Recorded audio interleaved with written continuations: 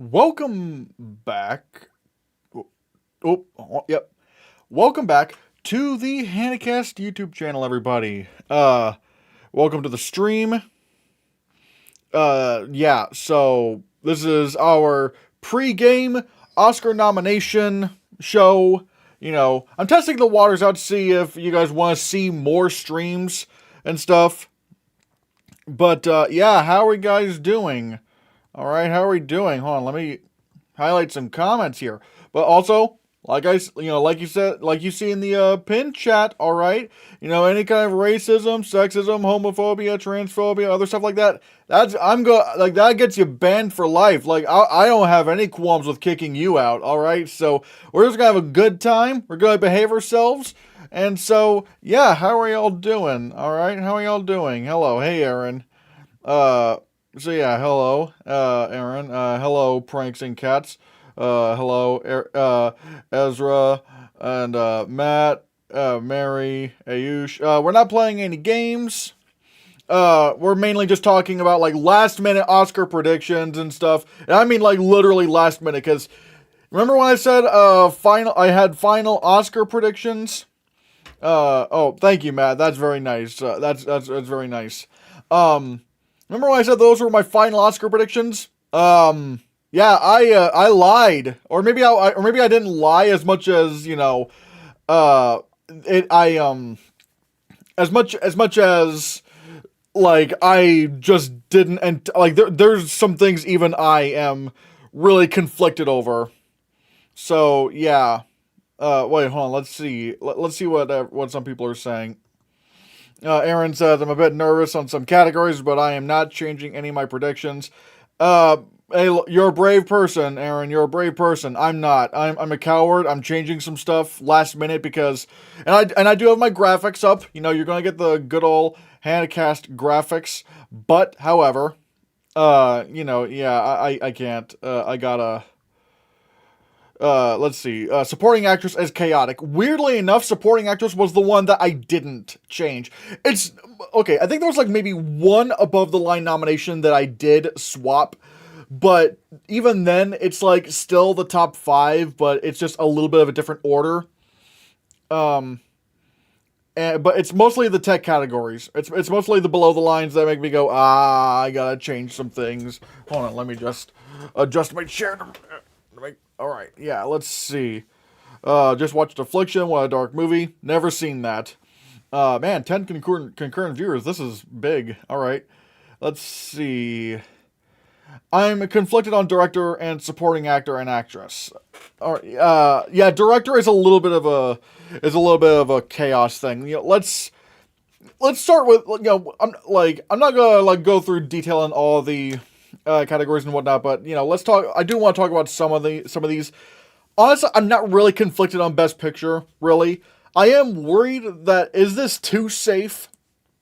But honestly, even though I have Origin at number 11, it's like it barely even matters, because it's like if the PGA went for Anatomy of a Fall and Zone of Interest, like what would they like? What else would get in? So it's like, so yeah. Yeah. Oh, Zone above Killers of the Flower Moon. Look. All right. Like I could see. I can sense some. I'm sensing some amount of weakness to some degree, but we'll have to see. You gave up on Greta Lee. Oh boy, we're gonna talk about lead actress here in a bit. Is this ranked on what's more likely to get nominated or more likely to win? A little bit of a mixture of both. Honestly, really, the only kind of ones that I think matter in terms of like which ones I think the most likely of winning are like the top 4: Oppenheimer, Holdovers, Barbie, Poor Things. I still think Holdovers is number 2, and I'm so glad okay, granted, I did like after my Brother Bro video. And when the Critics' Choice Awards nominations came out, I did say, I did on the award expert app, switch out.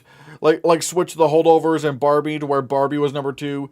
But I guess officially in video form, I've had the Holdovers in for the longest time as my number 2.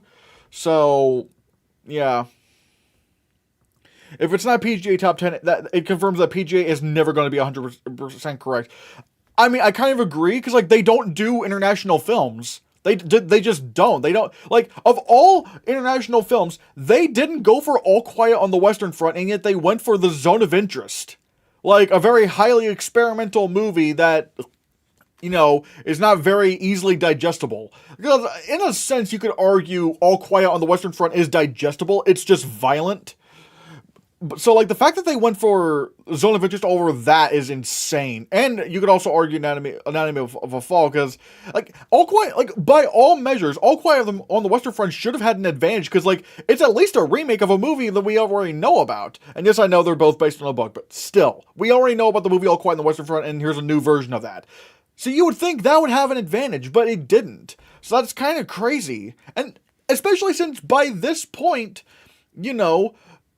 more people had seen All Quiet on the Western Front than The Zone of Interest, because like the Zone of Interest is still in limited release, and All Quiet on the Western Front was well on Netflix. So I don't know what happened. I'm thinking maybe the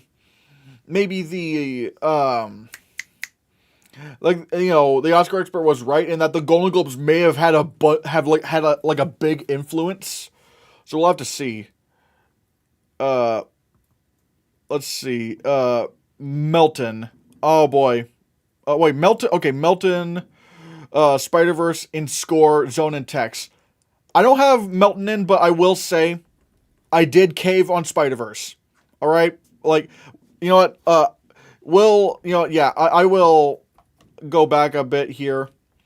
I caved. Fine. I will say Spider-Verse is getting into Best Original Score. I'm scared of that because I want Spider-Verse to be nominated in score. It's such a good score. I'm scared they're going to repeat what they did with Pinocchio.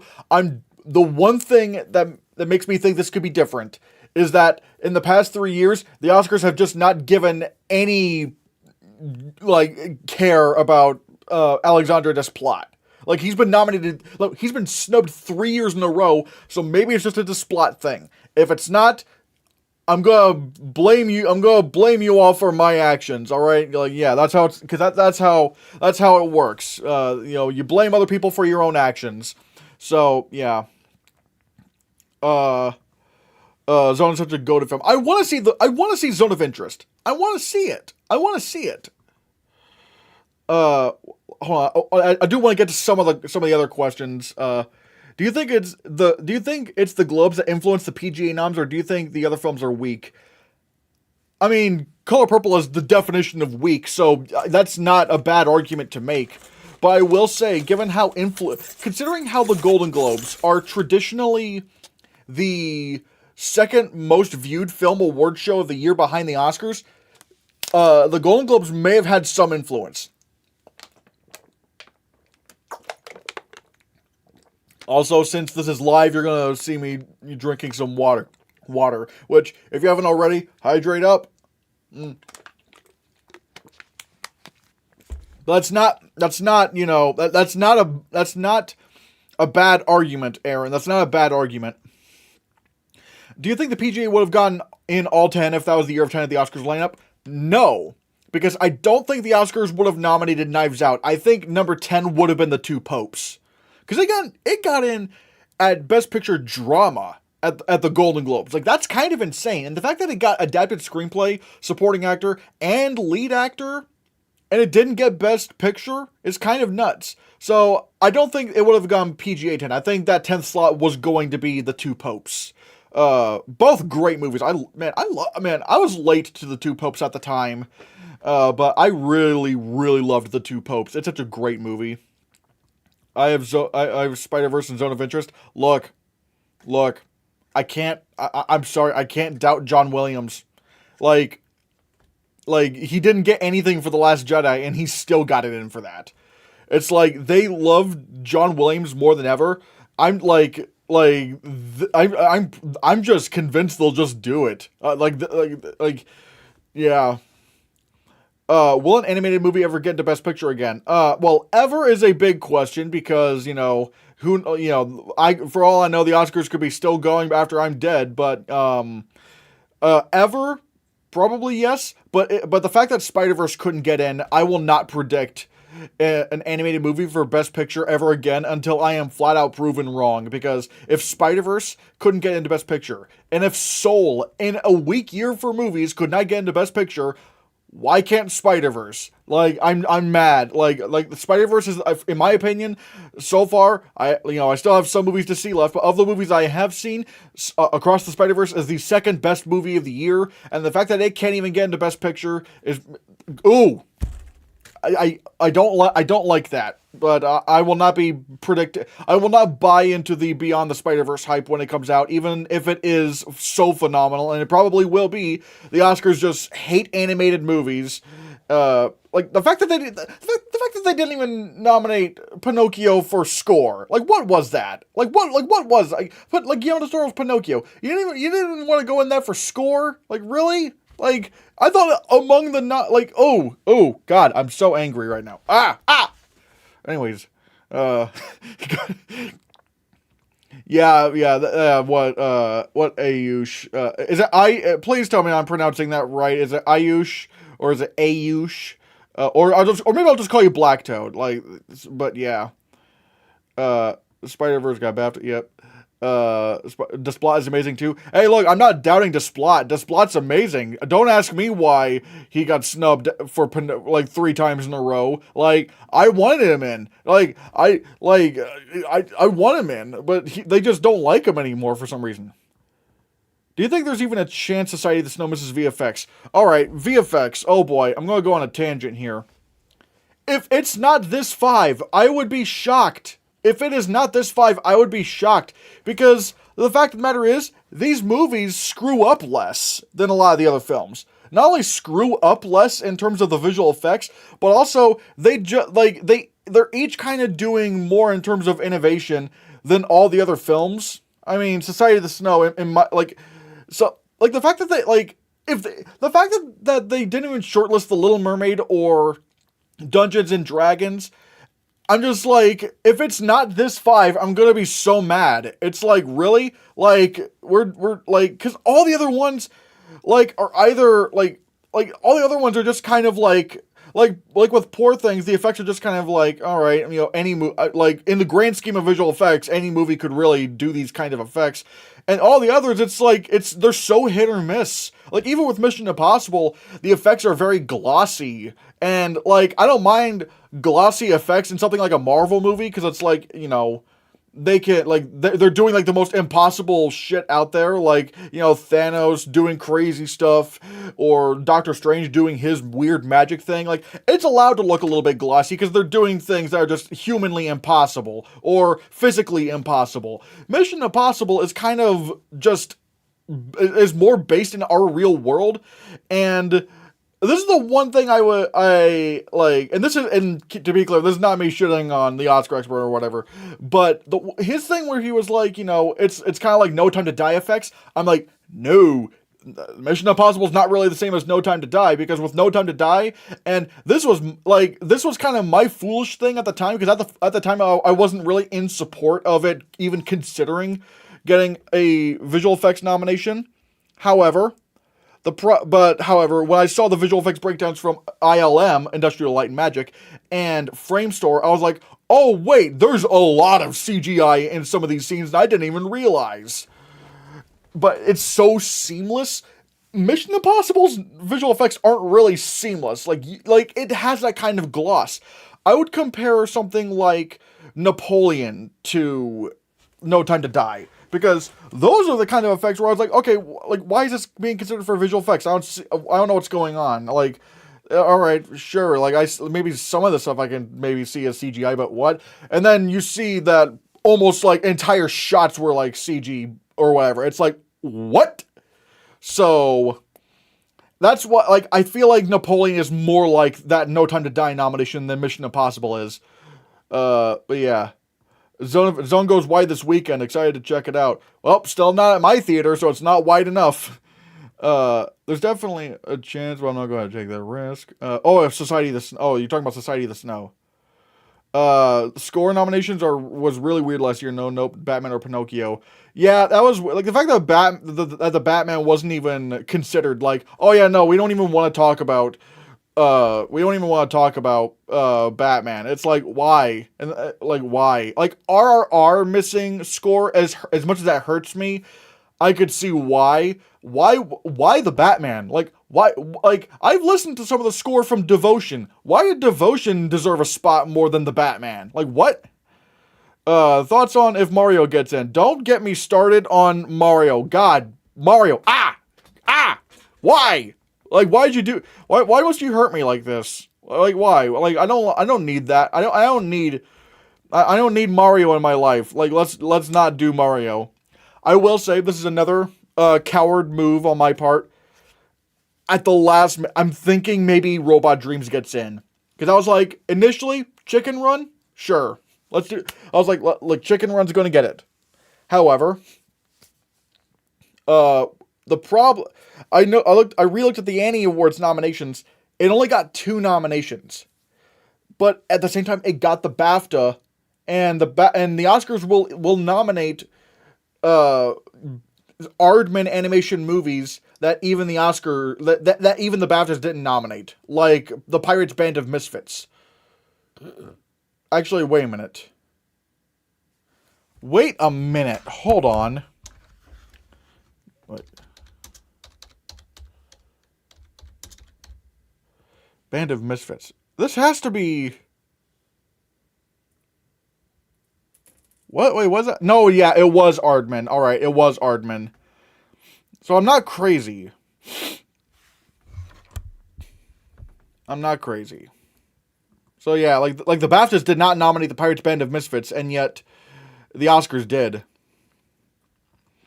The Batman is a big reason why I'm not entertaining the Society of the Snow and score. The score hasn't done so well with nominations, and Giacchino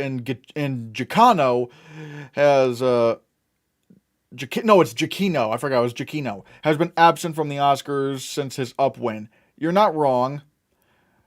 Does Robot Dreams have a strong chance of getting in? I mean, it very well could. Here's the thing.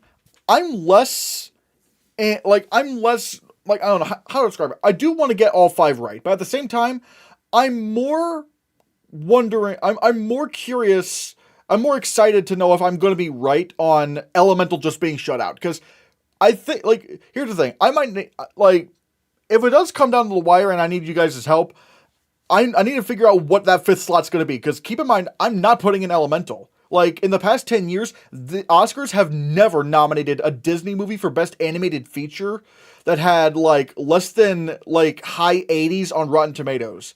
And, check it. You could check it. Even Ralph Breaks the Internet, which a lot of people nowadays call mid, that had, really high 80s on Rotten Tomatoes. So it's it was in the clear. And are we really going to say that Elemental is, has a stronger chance at Best Animated Feature than Frozen 2 of all things? I don't think so. So it's really tough between Robot Dreams, Chicken Run, and Suzume. And I saw Suzume last night. Wonderful. And I saw Chicken Run last night. It's fine. But to be fair, I think I don't really have strong feelings over Aardman in general, so I might be the wrong person to ask. Even Wallace and Gromit: The Curse of the Were-Rabbit, I was like, all right, that's pretty good. I don't love it. I don't think it's one of the best animated movies of that year, but it was fine.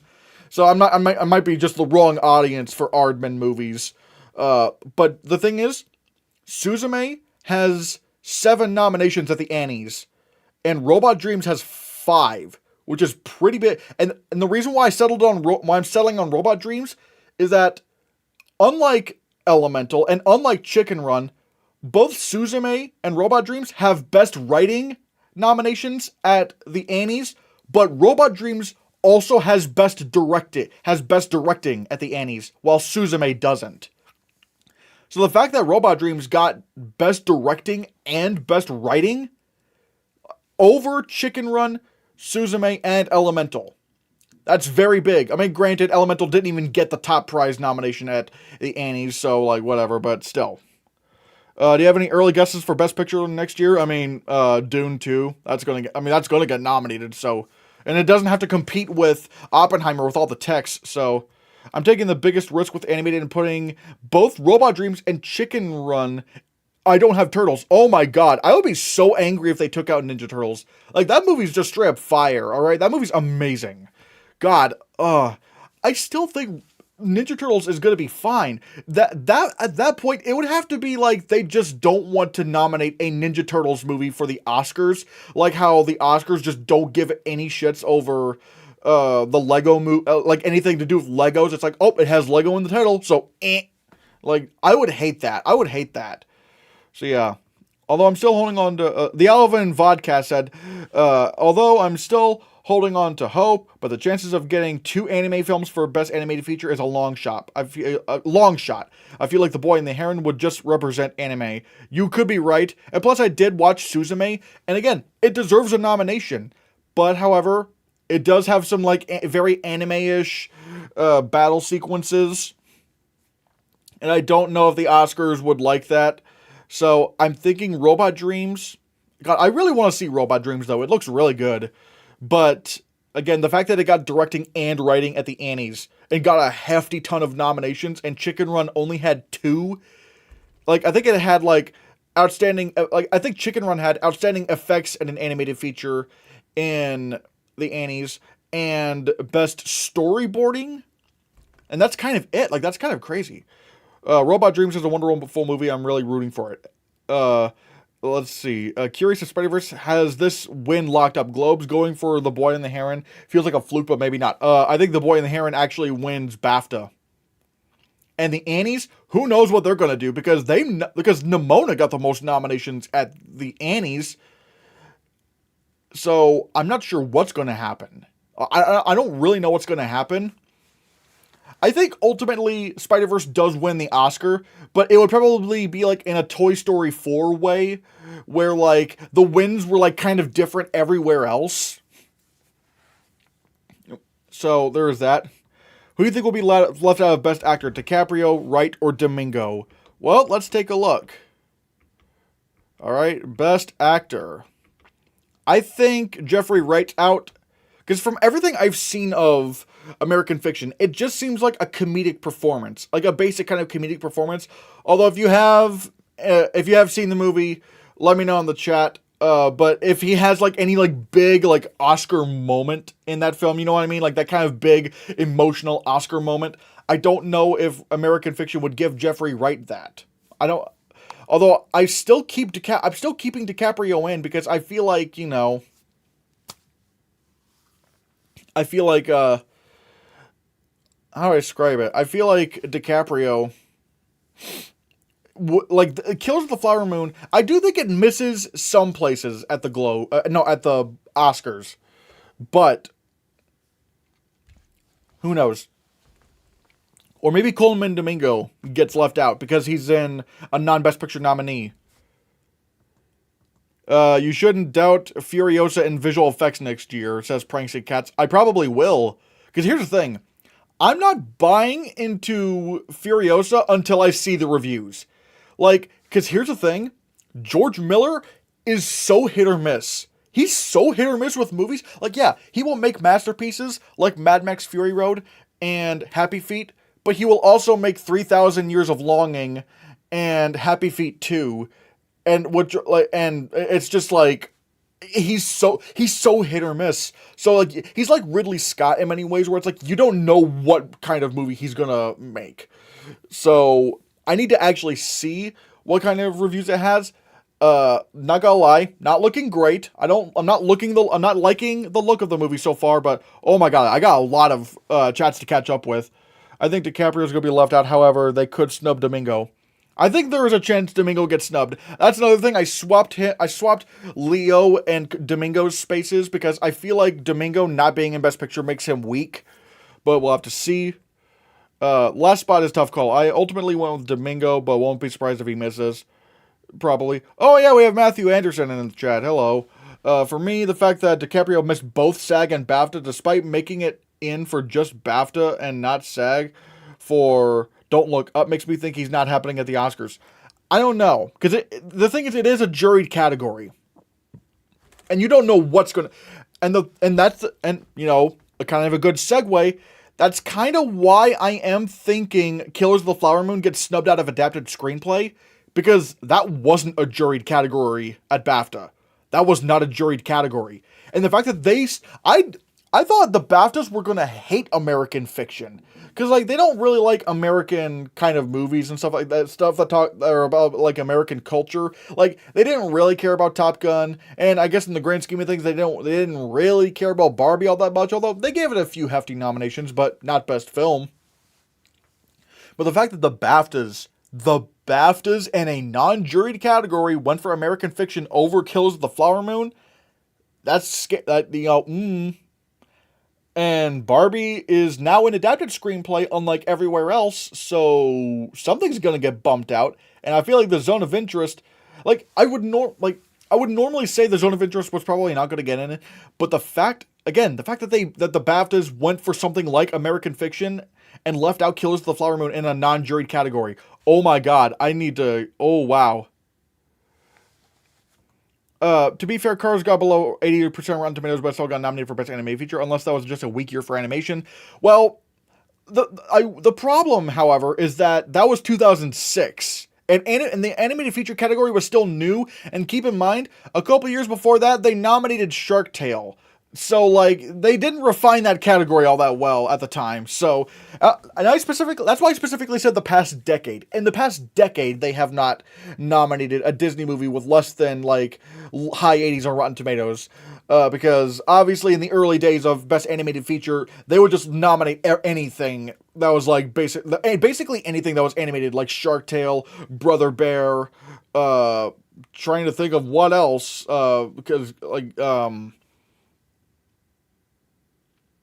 yeah, I'm trying. I don't know, but it was a different era. Yeah, it wasn't Shrek the first winner of animated feature. Yup, and hot take, I really don't like Shrek. I really do not like Shrek at all. So yeah. What's your favorite movie? The Hannahcast, Jurassic Park. Okay. Oh, hold on. Oh my god. I really gotta catch up with some of these. I've seen American Fiction. It's not really the type of performance they normally go for, but it has enough nuance and layers to it. In addition to the comedy, that I think he's safe. The fact that it's not normally the type of performance they go for, that's always what's kind of concerned me. It's like, if it's not like like a typical kind of Oscar performance in many So yeah, and it's not very transformative. From what it looks like, it seems like Jeffrey Wright kind of doing comedic Jeffrey Wright things. I saw American Fiction yesterday. It is excellent, and he has Oscar clip type scene at one point with Issa Rae. I hope he's in. I have DiCaprio out too. Wouldn't be surprised if he gets in. If Mario, Wish, and Elemental were the last spots, I would be done with this whole award season. Don't do that. Why? Don't jinx it. Now that you said that, I could. Oh my god, oh god. I would be so angry. Oh god. Don't do this to me. Don't do this to me. Why you gotta cause so much pain? All right. We don't need that. We don't need that in life. I could see a scenario where they do leave Coleman and Jeffrey Wright gets in. That's the only way I could see Wright getting in without snubbing Leo. Maybe, because again, Coleman Domingo is not in a Best Picture nominee, so you do have a point there. But that's why I think I still How would you react to Fight at the Freddy's Ramblin' Government? Okay, what are we doing here? Come on, Fight Nights at Freddy's. Fight at the Freddy's. No. Why are we doing, why are we doing Friday Night at Freddy's? God, no. Man. I better not say anything, or else the Five Nights at Freddy's fans who were 8 years old are gonna come after me. God, I got so much shit for talking bad about Five Nights at Freddy's, and I could tell that the commenters were 8-year-olds. It was so funny. God, some of those comments were really funny. Would you lose your mind if Color Purple gets in for a picture? Would it be women talking or Nightmare Alley all over again? No, I don't think it'd be women talking or Nightmare Alley, because Nightmare Alley was at least guaranteed a few texts. We knew it was getting production design. We knew it was getting cinematography. And we kind of knew it was going to get costume design. And it got a shit ton of nominations at the Critics' Choice Awards, so it was always in there. And even Women Talking performed better at the guilds than Color Purple. Because, the only thing Color Purple got was SAG Ensemble, and they didn't even go for Fantasia Barrino, but but like Women Talking at least got somewhere. Like we ultimately saw that it got into the Writers Guild of America. Uh, it got contemporary costumes at the costume. Even the fact that the Costume Designers Guild went with Women Talking and not Color Purple, like that is concerning. I'm surprised that the BAFTAs love the holdovers, and I'm so glad I called that because I said, you know, the holdovers is having a moment. It's gonna have a thing right now. So yeah, Shrek sucks. I agree. My favorite movie. My favorite movie of 2023 so far. Oppenheimer. I mean, yeah. What if Blunt and Brooks miss? Oh my god. I mean, I'd be more shocked with Blunt because like Oppenheimer is so strong. But Brooks, I mean, I would be shocked that she misses, but like in the grand scheme of things, I mean, Color Purple's not getting in Best Picture. Do you think if Gerwig misses in directing, it would lead to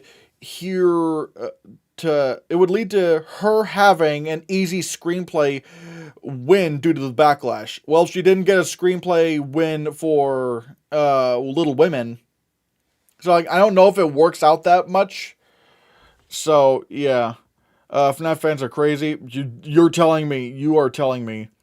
Between these two movies, which movie has a better shot at getting in for Best Picture? Color Purple or Air? Just to be clear, I don't think either will get in.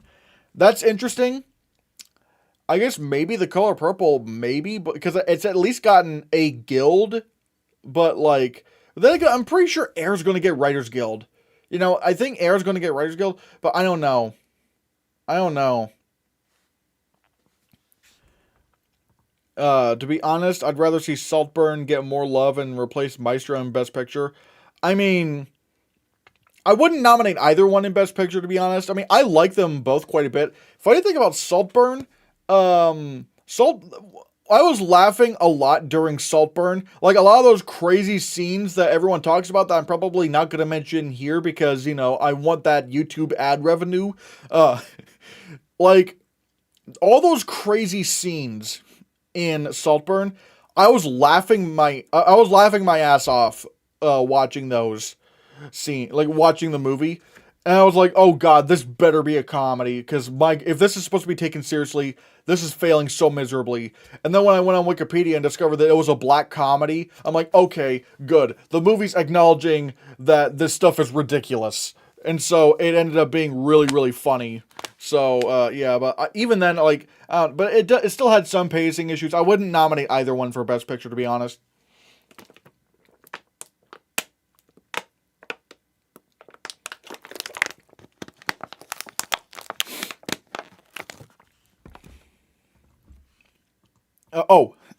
I'm double nominating Sandra Hüller for Anatomy and Zone, but I don't know if it'll happen. I think it's happening. I mean, with Anatomy of a Fall and Zone of Interest, both, again, the fact that they both made PGA, it shows that there's going to be a lot of big strength for those films. And plus, there's not really a lot of good options for supporting actress, because I don't care what anyone says. I said months ago, Naiad was not really happening. The Oscars were going to gaslight us with no, not the Oscars, but like, oops, hold on. Like I knew that they were going to go. We're gonna like the Golden Globes are gonna do it. SAG's gonna do it. I knew Foster was gonna be a threat a long time ago, but I'm like, it's not happening. Don't fall for it. They're like award season is trying to gaslight us. Like, don't believe Jodie Foster's happening. I really didn't care for Saltburn. Granted, Barry Keoghan, Jacob Elordi, and Rosamund Pike were great. Again, I really liked it because like it understood the assignment. It understood the assignment. It was campy fun. Yeah, in an intentional sense, if that makes sense. Like it knows what it's doing. It knows what it knows that it's silly and weird. I thought it was funny. I thought it was really funny. I'm just watched Society of the Snow, and I'm glad it's getting some love. Hey, look, I love Society of the Snow. So I love that movie a lot. Bayad Deniad. Oh, yeah, I do agree. Also, I gotta say this. I'm shocked. Like, I was so like seeing its Oscar, you know, its Oscar stat, like how like get like the Society of the Snow's a short list performance at the Oscars was so impressive. I was like, oh my god, are we actually gonna actually have to consider this thing? But then its performance at the BAFTAs, it's like, oh no, like they just, it's weird. The Oscars kind of are going harder for Society of the Snow than anywhere else, so it's kind of strange. Everyone in the next Best Picture team has Jodie Foster in. They're falling for it. They're falling for it. I said this wasn't. I said it's not happening. No one believes me. It's one of those things where it's like, do not fall for Jodie Foster. I specifically said Golden Globes and SAG were gonna do it. And granted, Critics' Choice also did it, but it's like, I don't care. It's like, I knew that she was going to make some of the earlier precursors. She's not happening. We're being gaslit. I told everyone this.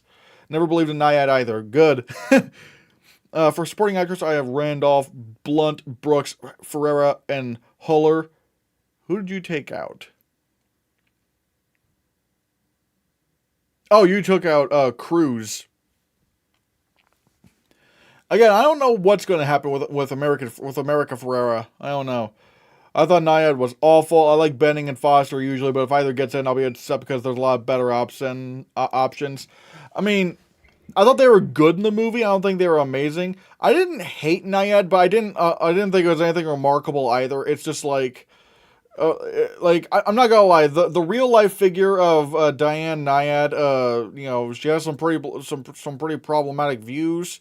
That's all I'll say that. So it's kind of hard for me to root for her in this movie, and the fact that even in the movie, like, she still comes across as really mean and annoying. Oh my god! A super chat from Levi Turner. Thank you so much. Oh my god, guys, this is like, dude, that's the first super chat I've ever gotten, like, ever on the channel. Thank you so much. That's awesome. Man, that is so cool. Thank you. This is the first one I've ever gotten, ever.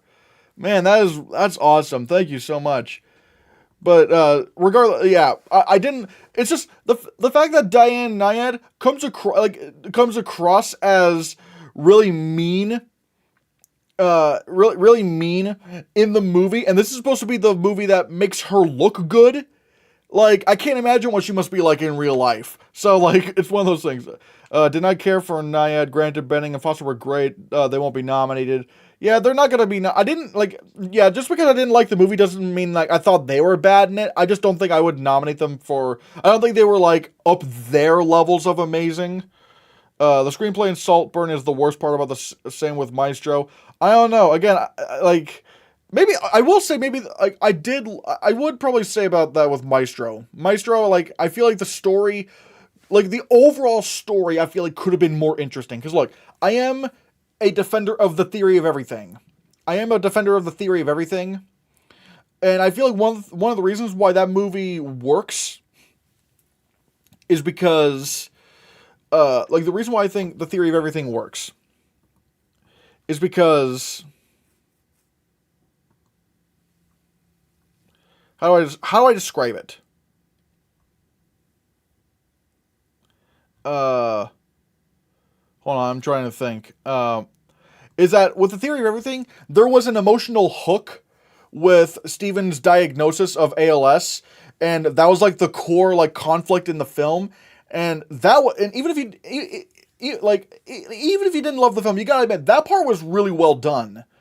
So there was, like, that kind of conflict in the movie, and how it's kind of, like, how do we navigate this, yet also still be a family and all that. But with Maestro, it's just, like, there's not much of a conflict going on. It's more of a portrait, so I do agree that the weakest part of Maestro was the story. I saw Society of the Snow, too, really liked it. Hey, yeah, it's great. It's in my top 10 so far. I agree with you on Foster. Yep. I agree. I actually watched Anatomy of a Fall in the Zone of Interest. They are both getting in for picture. I mean, the fact that they got in PGA, it's like, how are they not getting in picture? What in the world is going on up there? May December is dead, right? Yeah, deceased. So dead. I don't even know why I even have it still on the list. I mean, granted, it got a Golden Globe nomination, so sure. I so love watching your awards reactions. I checked your library to see last year's. You didn't even really about ABD. I don't know what that is. You didn't really do anything. I mainly leaned into it this year more than so. That's kind of the thing. Your top 5 supporting actors will be Cruz, Ferrera, Moore, Pike, Randolph. Oh wow, that's a lot of things. Love the channel. Been sub since the Brother Bro interview. Hey, thank you so much, and thank you for your support here. What in the world is happening with my what in the world is happening with this? Let me hold on. Let me fix this real quick. Something's happening.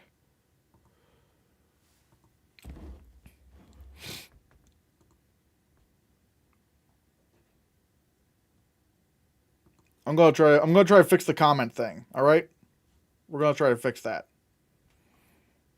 because for some reason it's just kind of being weird.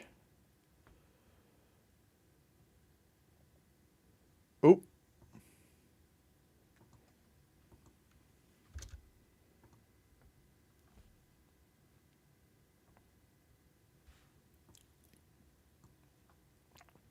All right. But still, thank you, Levi Turner. Hey, it's looking a lot better. All right, cool. Oh my God, Levi Turner, Levi. Wait, hold on, Levi. Thank you. Oh my God, that's so cool. Thank you. Which director would be the Denis Dune snub? I would say that would be Barbie. Like Greta Gerwig would probably be that. Because it is technically like a big blockbuster. For Best Supporting Actor, I have RDJ, Gosling, De Niro, Ruffalo, and Sessa. Wouldn't be opposed if Willem Dafoe gets in, but Charles Melton's chances are 0.0. I wouldn't say okay. Here's the thing. I'm not predicting Charles Melton. I wouldn't call that 0. I wouldn't say his chances are 0. But it's not looking. All I will say is it's not looking great. It is not looking great for him. So there is that. You know. Lots of people, including me, have made December in screenplay. Nothing else. Is that common? A lot of people are doing that.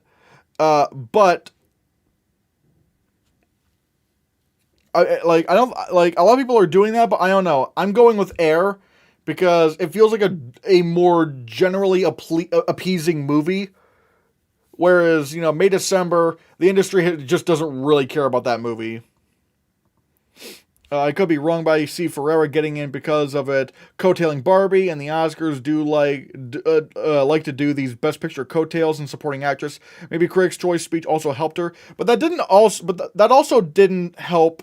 The Critics' Choice thing, because she did win the See Her award, but so did Janelle Monáe, and that didn't help. Although at the same time, Janelle Monáe was not in a Best Picture nominated film, so that there is that. From Sandra Hüller, that she was double nominated and premiered at the Cannes Film Festival. I mean, look, I think Sandra Hüller's getting double nominated. I believe that. I feel like I'm one of the few people who didn't like Maestro or May December. Feels strange. I liked them both. I didn't love them. I do agree. I don't think they're some of the best movies of the year, but that's just my opinion. I know it's not happening, but Nimona winning Best Animated Feature would surprise everyone. I mean, yeah, that really would. I mean, man, this year's been amazing for animated movies. And look, I'm going to be real here, all right? I'm just going to... Let me just get to animated feature.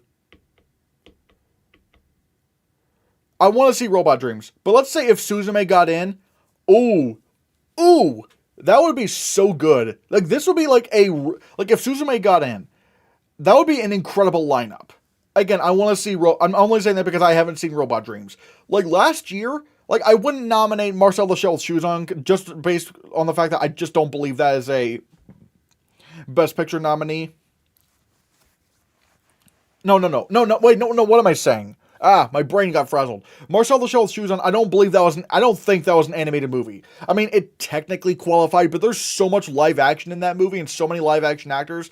I just do not view that as an animated movie whatsoever. But it's not a bad movie. It's a great movie. I just don't think it should have qualified.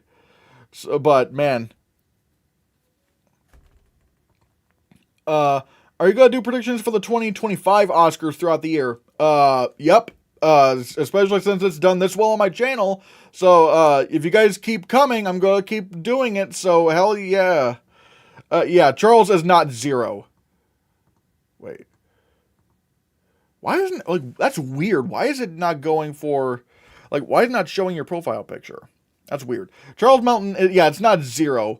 I can see him or Sterling sneaking in. Yeah, like, one of them could sneak in. I don't think they're getting in, but their chances aren't 0.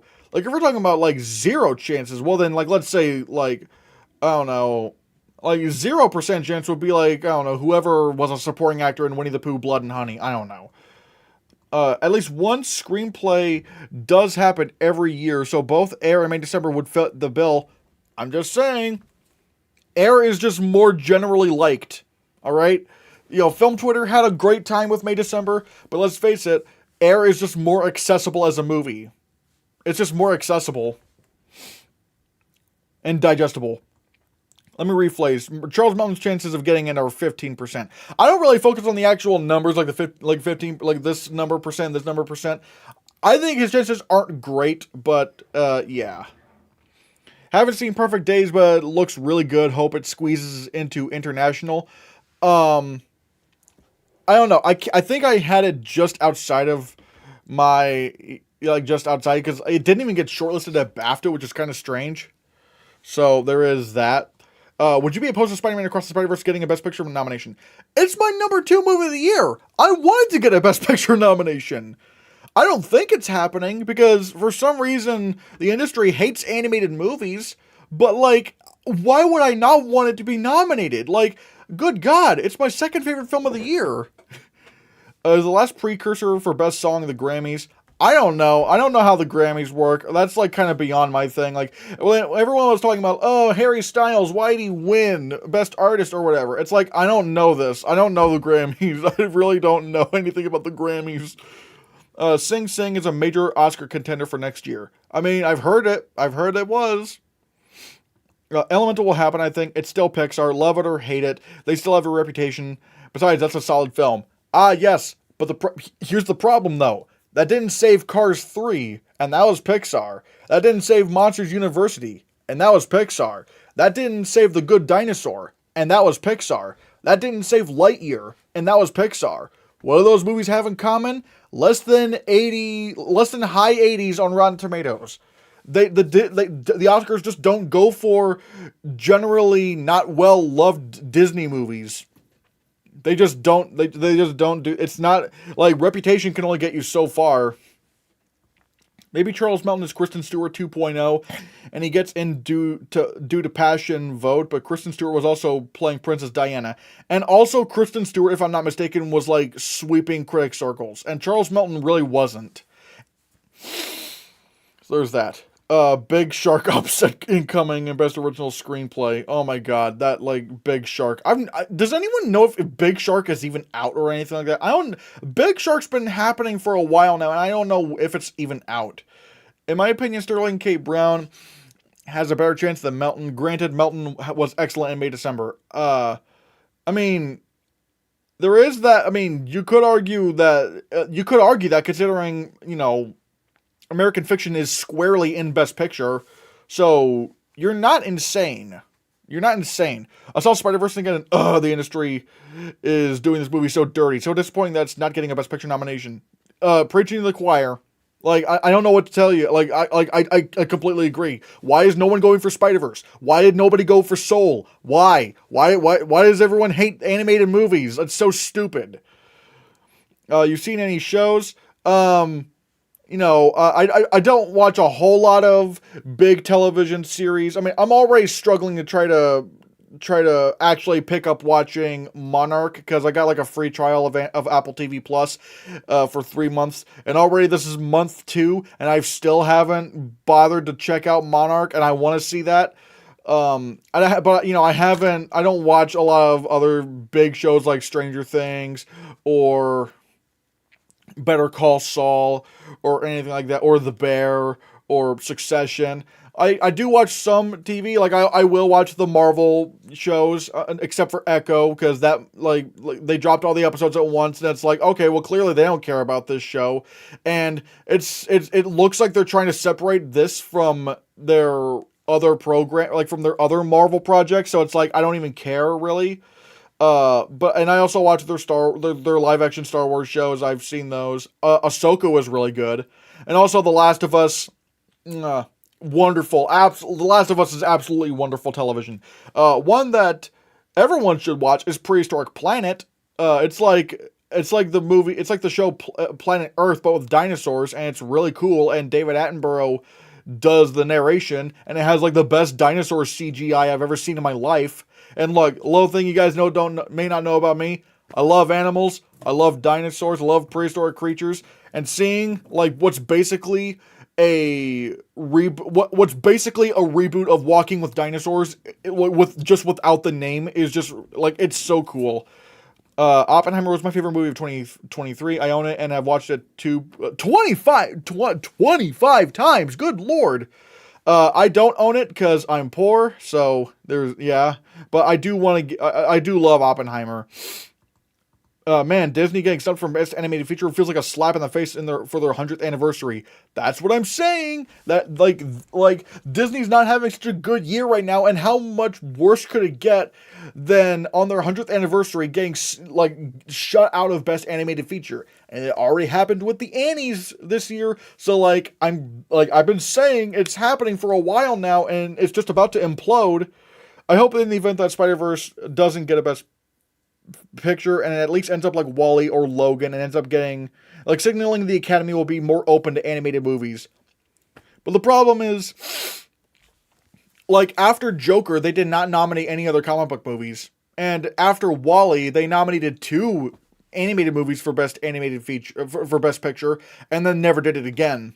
So it's like, what, like, this will blow and like, there'll be outrage, but then it'll blow and pass by, and then everyone's going to forget about it. And I'm not saying that's fair. I don't want I don't want people to just forget about it, but that's just going to happen. Like, you know, the backlash will only last so long. Elemental is way better than Lightyear and Cars 3 and Good Dinosaur. That movie was trash, so Elemental should get in. I mean, I don't know. I didn't really. I disagreed on Elemental. I thought it was very, very mid. It's just like, it's not really just. It really just did nothing for me. It just kind of exists.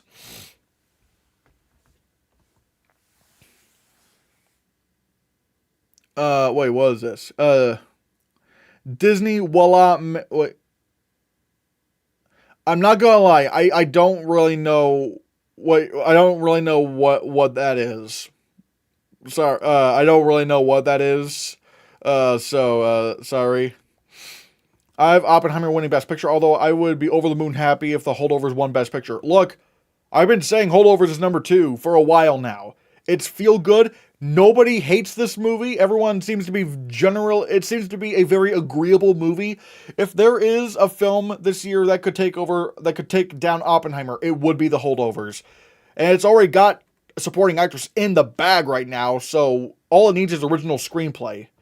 The Bear and Better Call Saul are so good, though. I've heard they are, but I just haven't seen them. It's sad. Even animated Disney can't even get any nominations if Disney's 100th anniversary is good. I mean, I just don't think it's happening. I mean, they haven't had a very good year so far. With Zone and Anatomy both in picture, would it be that much of a leap for Trier and Glazer to both get into director? I'm not doing it, but it doesn't seem out of the question. The problem is that Trier isn't really well established as a director for an international director, and so it's like, I don't know if she's really happening. Robot Dreams, not a big audience. A Chicken Run sequel, barely anyone watched it. Elemental had a comeback at the box office and should get points for that. Box office doesn't mean anything. Frozen 2 is the second highest grossing animated movie of all time. Did that save it from getting snubbed from Best Animated Feature? No. So it's like, and if, even then, I've always said this, if any animated movie had a narrative, it was Nimona. The Disney movie the Blue Sky Studios animated movie that got canceled. No, it wasn't going to happen. Netflix saved it, and now we get to see it. And I said before the movie came out, if the movie has like really good scores and everyone seems to really like it, then that's when the narrative will become important. Because the narrative can only get you, the narrative only works if you have the quality to back it up. Elemental doesn't really have that. It is, like, when you look on Rotten Tomatoes, it is one of Pixar's weakest reviewed films ever. So I can't really say that Elemental is gonna do that. I'm predicting Cillian Murphy winning Best Actor. However, I would not be upset if Giamatti won, because Paul Giamatti gave the performance of his career. I wouldn't be, like, if I'm being honest, Cillian Murphy would probably be my number one. My number two may actually be Bradley Cooper in Maestro. I know that's not something film Twitter wants you to say, but, I thought Bradley Cooper was phenomenal in Maestro. Although I wouldn't be upset if, Paul Giamatti won. I mean, he was wonderful in The Holdovers. But, yeah. You feeling good about Joker 2 Oscar chances? I don't know. If I'm being honest, I don't know for sure. Because it is a sequel. That's always a risk. So we'll have to see. And also, like, Joker was, like, something we had never seen before. And now that we are getting a sequel to Joker, it's like, alright. It's sort of like Mad Max sort of like Furiosa, where it's like, alright, even though Mad Max Fury Road was the fourth Mad Max movie, you get what I mean. It was like a reinvention of Mad Max. So it's like, with Furiosa, I'm like, let's hold the brakes on predicting it for Best Picture right now, because we don't really know how this movie's gonna do. Disney has more... Is like Marvel 20... I'm not really sure what you're saying there, bud. I'm sorry. For costume design, I have Barbie, Poor Things, Killers, Napoleon, and Oppenheimer. Do you think Maestro will get in because of Mark Bridges? I'm keeping Oppenheimer. It got Costume Guild and BAFTA. Mark Bridges is not, I don't, that's not impossible. Let's look at costume design. The problem is, like, I don't know. It's just like Oppenheimer has just been so strong in categories that I'm shocked it's strong in, including costume design. So I don't know. I don't even know why I have The Color Purple at number 6. I don't know. But it's just, I just don't know what else, like, cause I don't know. I just don't know if because Maestro doesn't even really have very flashy costumes. And also I will say, the Fabelmans didn't get nominated last year for costume design, and that was also Mark Bridges. So, like, yeah.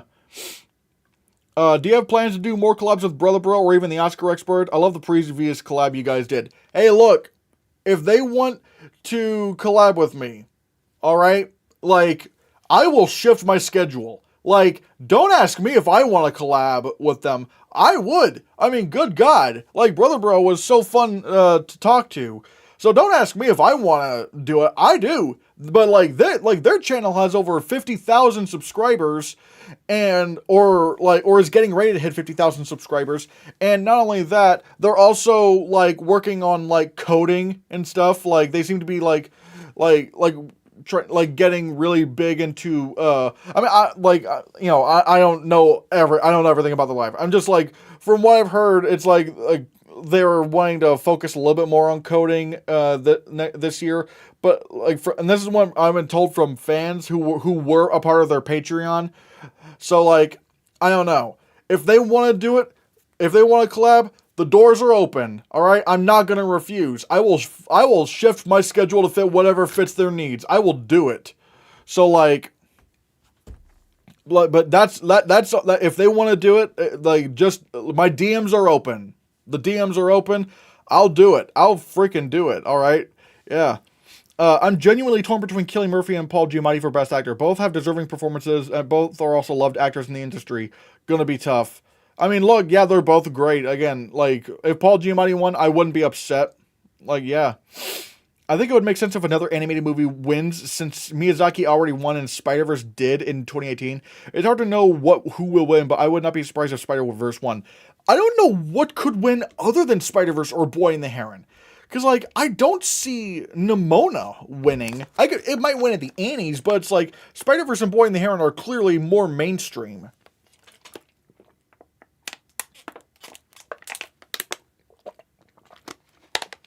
So, yeah. I just don't know. I believe the only animated movies that were nominated for Best Picture were Beauty and the Beast, Up, and Toy Story 3. You are correct, and it should be more than that. It should be significantly more than that. Do you believe The Dark Knight was robbed of a Best Picture nomination the year it came out? Absolutely. It's my second favorite film of all time. The Dark Knight's incredible. Like, if I'm not mistaken, it's one of the few movies where we actually know where it placed in the nomination tallies. It was number 6. It was number 6 to be nominated. Like, the fact that it got Producers Guild, Directors Guild, and Writers Guild, that's kind of nuts. That is really nuts. I promise this will be my last 2024 question. Are you excited for Mickey 17 and Challengers? Maybe not so Challengers. I don't know. I'm not really. I don't know. I feel very indifferent about it. So it's like, Mickey 17, I don't know. I really liked Parasite, although I will say, admittedly, I've not seen a single other Bong Joon-ho movie. I've not seen another. So, yeah. Can you sing Natu Natu, last year's best song winner? No. One, because, I can't sing. 2, I can't speak Telugu. 3, I'm white. So, like, would it be, like, I don't know. I don't know if I should be, I don't know if I should do that. And 4, the copyright gods would strike me down faster than you can sing Natu Natu. So, yeah. I can't. Sorry about that. Film Tour's obsession with hating Bradley Cooper really confuses me.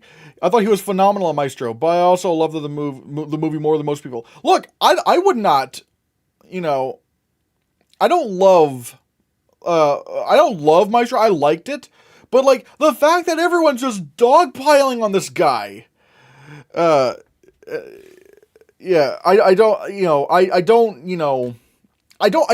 know why everyone hates. I don't know why everyone hates Bradley Cooper for this. It's like, really? Like, what? He practiced conducting for who knows what amount of time for, like, maybe 6 years. It's like, for all I know, he could have been doing it, like, in his house for, like, maybe 20 minutes or so. It's like, for, like, 6 years. Who's to say it was every day? Everyone's just so obsessed over, like, method acting. Bleh. My thing is, as long as you're not assaulting people with your, with your method acting, like, you're not, like, hitting people without their consent or whatever. I mean, I don't know. Let's say someone says, "Oh no, go ahead and slap me." I guess then maybe it changes, but then it's like, whatever. It's like, as long as you're not actively, like, physically or emotionally hurting people, I don't care if you pretend you don't know what an iPhone is. I don't care. It's like, mind your business. Like, everyone's still that, like, people should be minding their business about Bradley Cooper. Yeah. The whispering effect made me laugh, and the ASMR Oscar goes to the Hannahcast. Thank you. I'd like to thank, I'm really rooting for Barbie in Best Picture. I mean, hey, I wouldn't be opposed. Bradley Cooper was excellent in Maestro. If this came out in any other year, Bradley Cooper would have been the favorite to win. Maybe. Oh, then again, I don't know. I don't know if he would have beaten Brendan Fraser. The chances of Color Purple getting anything other than supporting actress are shockingly low. I think they're oh yeah, no, now I understand your question. Yeah, I don't, like, the fact that the Costume Designers Guild didn't even go for Color Purple is insane. I actually think the costumes in Maestro are really flashy, particularly Carrie Mulligan's dresses and the ways that they altered costumes to get a specific look in black and white is really interesting. Who knows? I mean, they didn't really stand out too much to me, but who knows? I'm really rooting for best costume design, best makeup and hairstyling, best original song.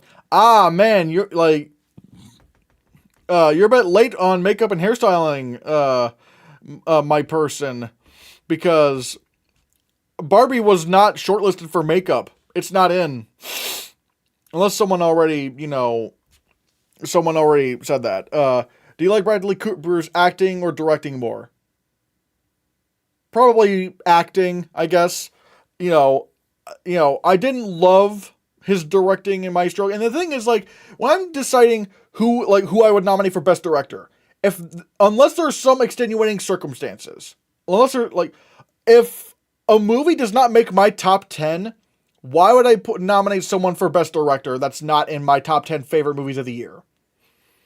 It's like, that's kind of my logic. It's like, if I don't love a movie, why would I give the person in charge of making the movie as great as it can be a directing nomination? That's kind of the way I view it.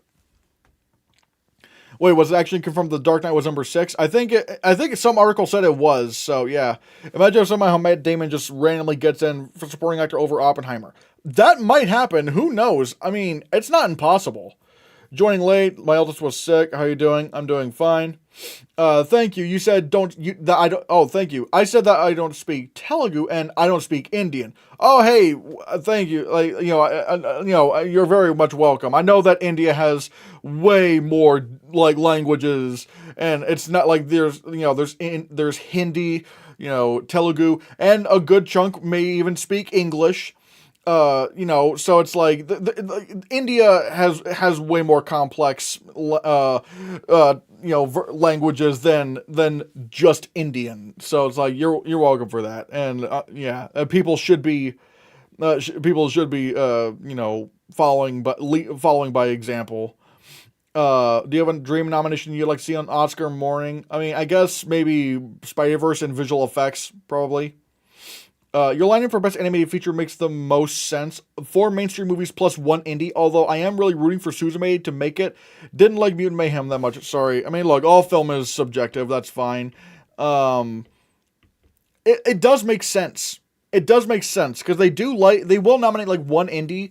And again, Robot Dreams, like I said, at the Annie Awards, did get directing and writing it, so it's like, it's not impossible. Are you going to do a live final prediction Oscar video when the nominations are announced? Nope, this is it. This is going to be it. So, yeah. Is RDJ already locked in to win Best Supporting Actor? Probably. I would say so. I would say he is. Because, like, he's not Angela Bassett, because Angela Bassett was not in the Best Picture nominee. So, there's that. Do you think Greta Gerwig would throw a fit if she left out of Best Director and possibly Picture? I don't think she would throw a fit. I mean, I think she would handle it very cordially. But again, I'm not here to speak for celebrities, so I don't know. I mean, if I'd be throwing a fit if Barbie missed Best Picture, that'd be crazy. Let me be clear. I don't wish for Greta Gerwig to be left out of Director and Picture. Yeah, no, I get it. I'm not directing. No, I'm not predicting her to be nominated for Director, even though I do think she deserves a nomination. So yeah. Do you think Wonka has a chance in costume design? I mean, it has a chance. It got costume design at the Costume Designers Guild. No, not no, at Critics' Choice, not the Costume Designers Guild, Critics' Choice. But the fact that the BAFTAs didn't even want to go for Wonka, and that's like their own British movie, it's like, I don't know if that gets in. So, Wonka missed a BAFTA. I'm predicting it. I just don't. I just don't think it's happening. So yeah, man. I will say, okay. Don't leave. We will be back. However, I need to use the bathroom. I do need to use the bathroom.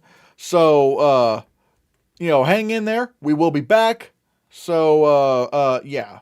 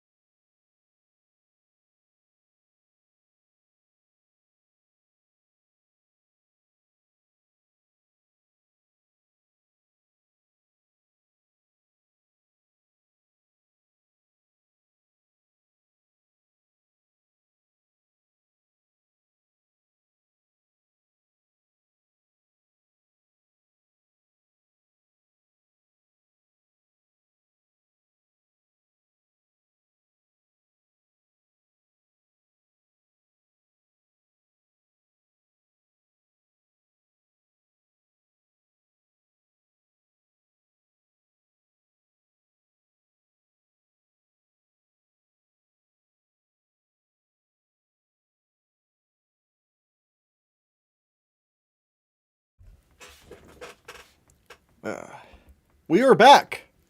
Everybody, we are back. All right, how are we doing? Let's see.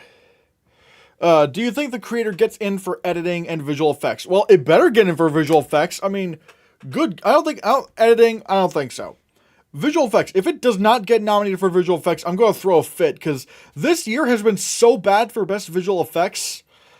Like, if the creator got snubbed, I'd be so angry. It's like, what are we doing at this point? What are we doing right now? So it's like, yeah, if it's not these 5, I'm going to be really disappointed, because it's like, really? Like, we just keep going lower. Like, they didn't even nominate or shortlist Little Mermaid or Dungeons and Dragons, yet we're doing this. All right. Are you a full-time YouTuber? Watching so many movies makes such thoughtful awards predictions and editing such visually appealing videos must take a lot of your time. Honestly, it takes less time than you think, because with these, like, whenever I'm doing like my general predictions videos, it's not really all that, it's really not edited that much. So yeah. But no, I'm not a full-time YouTuber. I want to be, and with your support, I can be. Wait. Boop. Yeah. Just leaving that out there. Boop, boop. But yeah. I want to be a full-time YouTuber, but I don't know. It's probably not going to be that way. All right. This live stream is awesome. Hey, thank you very much. Thank you very much. Matt Damon being nominated would low-key make me happy. I mean, look, he was great in the movie. He was great. He was phenomenal in the movie. All right? Like, I thought he was wonderful. I don't know if I would nominate him, though. Oh man, we are dipping in viewers, folks. But yeah, I want to see poor. I still want to see Poor Things. I still want to see Poor Things. Watched The Zone of Interest last night. I want to see it. I want to see The Zone of Interest really bad. But yeah. Is there still a chance that The Color Purple can enter costume design is replaced by Oppenheimer? I'm assuming you're saying, do I think Color Purple will get into costume design over Oppenheimer? I don't know, because Color Purple's just been, like, so badly thrown around by the guilds. I don't know. Are you going to do a live Oscar nomination stream or video? Video. I want to, because when I do I'm assuming you're talking about my reaction. My reaction is going to be a video. Like, I want to, I'm going to do the reaction as a video, because I want to have it more edited, and it's just going to look better, for any kind of returning viewers. So that will be a video, although I will probably also do a post-nomination live stream so that we can talk about the nominees and stuff. I will probably be doing that. I know you don't have Oppenheimer in makeup, but I personally think it's likely getting in. In fact, I have it at number 3. I don't know. I was initially maybe considering it, but that's just like, I don't know. The makeup at times just does not look all that great. So I don't know. I don't know if it's happening. What's your thoughts on musicals? I'm personally over the whole crying while singing. I've seen it so much. I can't get enough of it. I love musicals. And the crying while singing, I mean, look, that's just the emotion. That's just bringing emotion to the performance. I mean, if the role requires, crying and singing, well then, that's just in the story. Yes, reaction. Yeah, no, I'm not gonna be live streaming my reactions to the Oscars. It's gonna be a video so that I can quickly edit it and have it uploaded.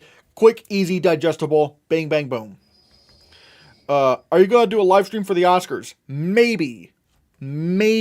Look, okay, I bought an antenna. Thanks to you guys' support through watching the videos. I bought an antenna because I don't have cable, so I'm hoping I can be able to watch the Oscars this year, because I wasn't really, it was a whole mess last year. I was going to do a live stream, but then I had to cancel it because for some reason, a thing. Things were just got screwed up through timing and whatever. It's just like So I'm hoping I can do that.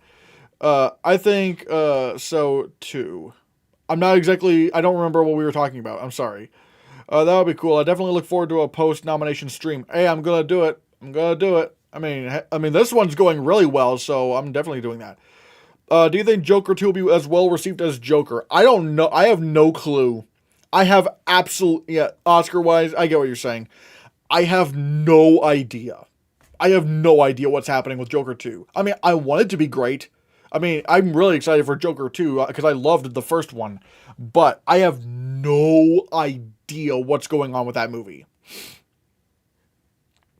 So we'll have to see. Oh wow. Okay, lots of chats coming in. Are you excited about the 2-part film adaptation of the Broadway musical Wicked? I have never seen Wicked, although as a sucker for musical adaptations, I am very excited for it. John M. Chu did direct In the Heights, and I thought that movie was wonderful. I loved In the Heights. So I'm very excited for that. What percentage chance do you think The Holdovers has to win Best Picture? I mean, I don't know anything about percentages because I'm really bad at math. So all I'm going to say is I have Holdovers at number 2. That's all I'll say. I have Holdovers at number 2. If Oppenheimer manages to get Damon in, that's a maximum of 14 nominations. I think that ties for the record. Well, currently I have Oppenheimer in for 1, 2, 3, 4, 5, 6, 7, 8, 9, 10, 11, 12.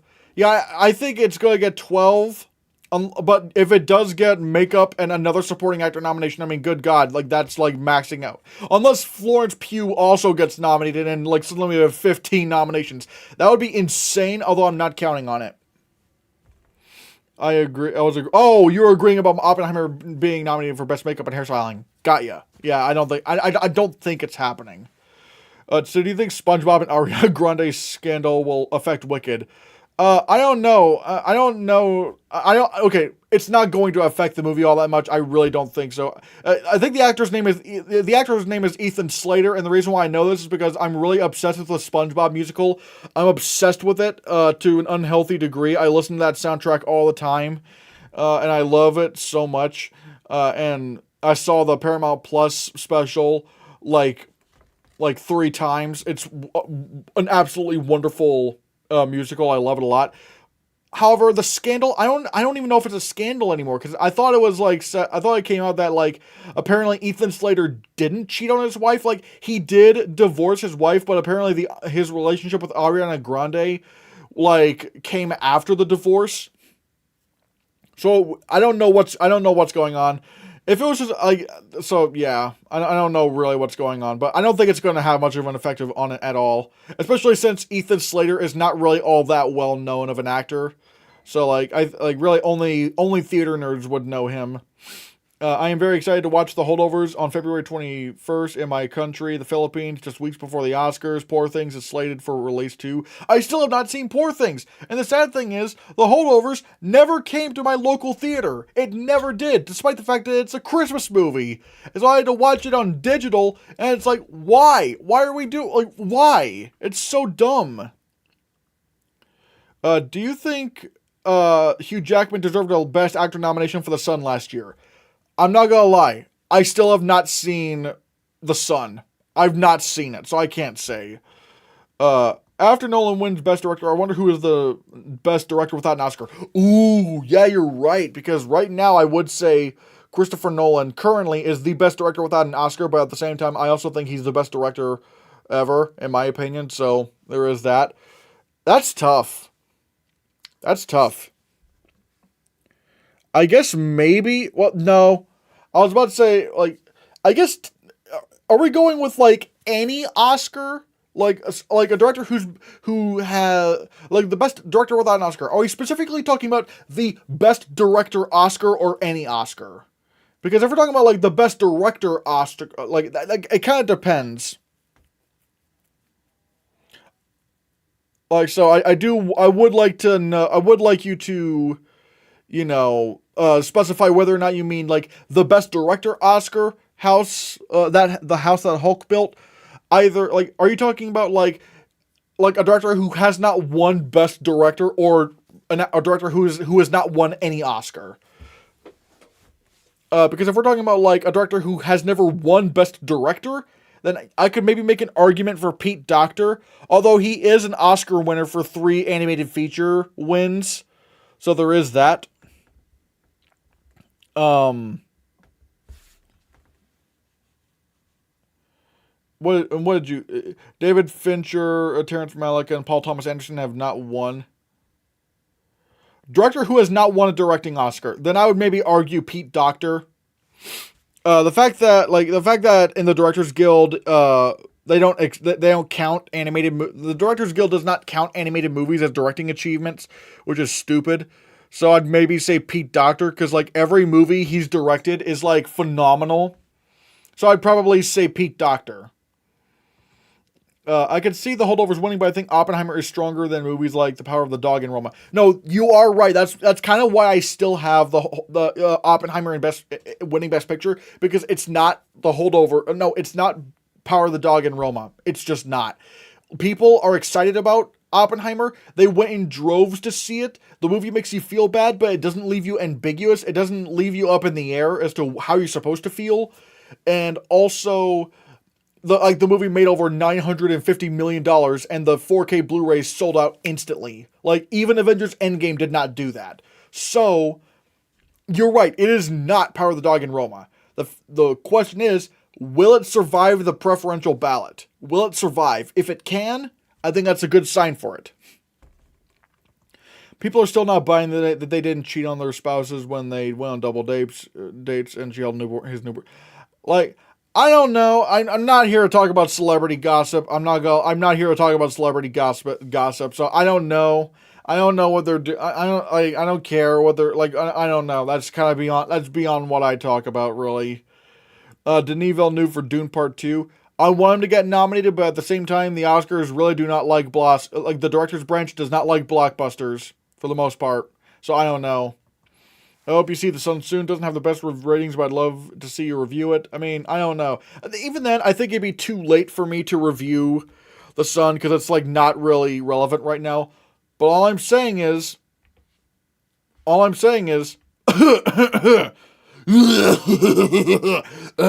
man, something got caught in my throat right there. But yeah, what is your favorite film that has won Best Picture? Probably Moonlight. Although, to be fair, I have not seen that many Best Picture winners. So I kind of need to get up on that. So, like, right now, currently, it's probably Moonlight. Spider-Verse should get in for Best Picture. Preach. Preach to the choir, man. Preach to the choir. Like, you're not going to hear any complaints from me. You're saying Quentin Tarantino is a better writer than director. I guess it depends. This is my hot take. There are more animated masterpieces than live-action film masterpieces. That's interesting. I don't know. For me, I feel like there's less animated movies that are being made than live-action, to where, like, just by default, I'd say more live-action masterpieces are made, but that's not really, like, to complain about. That's not really me complaining about animated movies. It's just there are more live-action movies in general being made. So, yeah. Color Purple might be kicking out Zone. I'd be shocked if it did, because, like, Color Purple hasn't showed up anywhere, really. So, I'd be shocked. This is a hot take. I thought Spider-Verse, Boy in the Hair, and Nimona were Best Picture worthy. Not only were they enjoyable, but they had a message to tell. I mean, Spider-Verse is in my top 10, and Boy in the Hair and Nimona are in my honorable mentions. So, like, I wouldn't complain. I'm not gonna complain. So, if I become a channel member, you'll review The Sun? Okay, I'll consider it. I'm just saying. Thank you for your consideration. Have you seen most of the greatest movies and TV shows? That's a more subjective question, really. I feel like that is a more subjective question. Like, how do you, like, everyone has their own opinion on what's the greatest or whatever. Uh, I haven't seen a lot of films that have been critically acclaimed. I haven't seen Gone with the Wind, even though I'm pretty sure that film has some problematic messages. Like, aren't the, like, the lead characters in that movie, like on the Confederacy or whatever? So, like, I don't know if I would really enjoy that film all that much, knowing the people, like, knowing whose side they're on or whatever. I haven't seen Apocalypse Now.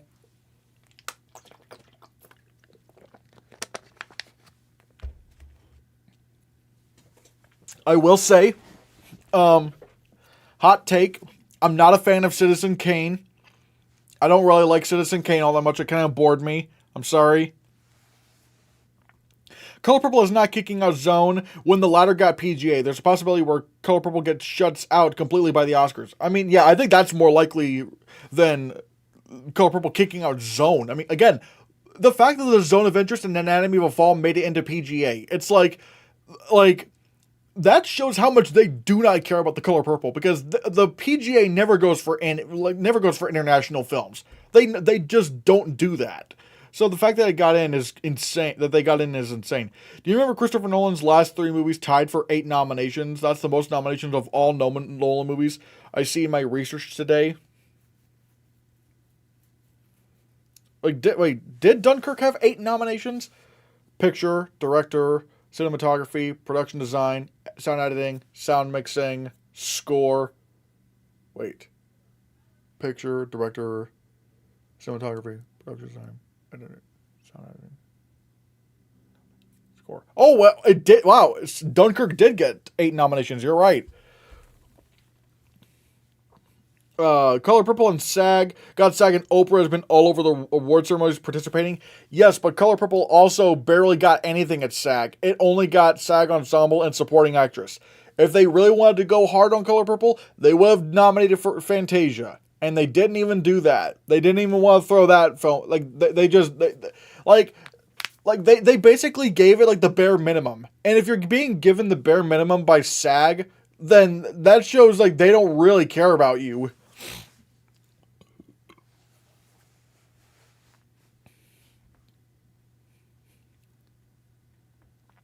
So yeah, I don't think Color Purple getting SAG Ensemble really means much. To me, Spider-Verse would be the best film of the year. It was incredible, and it's only a part 1. I mean, it's my second favorite film of the year. Is Killers of the Flower Moon going to be The Irishman all over again, having many nominations but not winning at least one? I still think Lily Gladstone may happen. If she wins SAG, I think she wins Best Actress.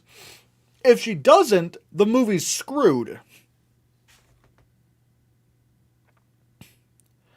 Gone with the Wind is my fave. If you've read Gone with the Wind novel, it puts into perspective of the things they updated in the film to have better sensitivities to 1930s time.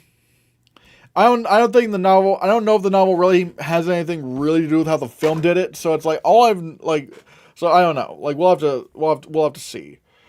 There's usually a movie that gets SAG Ensemble that misses Best Picture, and The Color Purple is obvious miss here. Yeah, I would say that, especially since American Fiction overperformed. I mean, Sterling K. Brown managed to get in.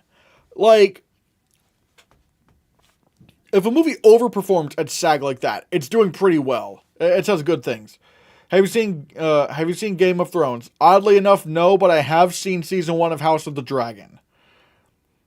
Zone hasn't received any actor noms. Just saying. Are you sure about that? Cassandra Huller did get BAFTA. Like, she did get BAFTA, so it's like, it can get that.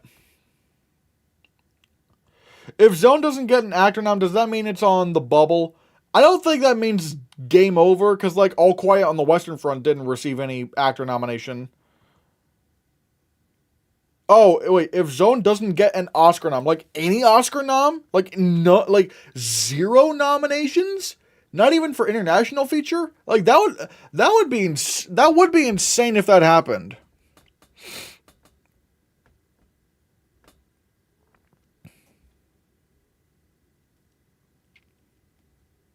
Man, discussing film is going all over the place with that.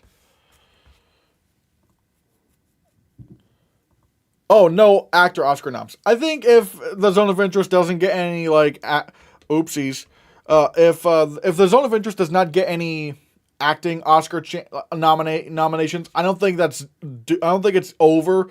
It's not Jover, as we would say. So yeah. Wait. I mean, Hulu not getting it. I know what you mean. I know what you mean. But even if Sandra Hulu did not get in, I would not say it's over for the Zone of Interest because it's going to get nominated for a bunch of other texts. Yeah, Zone could still get a Best Picture without, even if it didn't get any acting noms, director plus text. Exactly. Sandra Hulu is getting more love for Anatomy of a Fall. Can't see a double nom coming. I could. It could happen. Because, again, my main thing is, what's the alternative for supporting actress? Because I do think Penelope Cruz is coming for Ferrari. But, maybe America Ferrera for Barbie? But, she didn't even get SAG. Rosamund Pike for Saltburn? Maybe, but it's also not in Best Picture, so that's immediately weak. And Jodie Foster for Nyad, I've been saying, award season's gaslighting us. That's just not happening.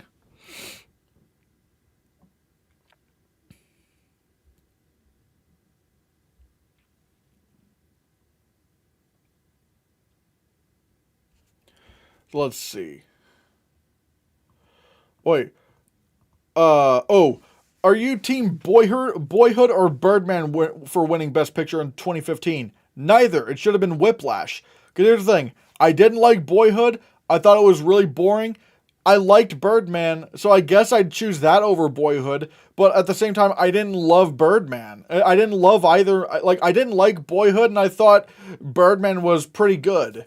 So it's a Whiplash. That's my winner. If not that, The Theory of Everything. I don't care. I'm a Theory of Everything defender. The movie's amazing. Or if Selma won, that'd be great too. Grand Budapest Hotel. That movie's wonderful. I'm trying to think of. I didn't see The Imitation Game. I did not see The Imitation Game. So. But yeah, Whiplash, that should have won. What are your favorite bands? Mine is Pantera. I don't really have any, single favorite artists. I just kind of listen to whatever I want to listen to. It's alright. I do really like Weird Al, but there's even some Weird Al songs that just kind of bore me, and I don't really care about them. Wouldn't it be wild if Sandra got double nominated and won both, like Kate Winslet at the Golden Globes the year for The Reader and Revolutionary Road? Good God. That would be, the most insane thing ever. America, because of her See Her award, got tons of eyes in the American public. Perfect Oscar clip. Are you talking about the See Her award from Critics' Choice? Because again, that didn't really help Janelle Monáe for Glass Onion. Again, Glass Onion didn't get nominated in Best Picture. Whatever. But it's you know what I mean? It's I don't know if the See Her award's going to really mean anything for Barbie. I'm not saying it can't happen. She definitely could. She did get Critics' Choice. But the fact that she missed out on SAG, it doesn't give me as much confidence as I could be giving it.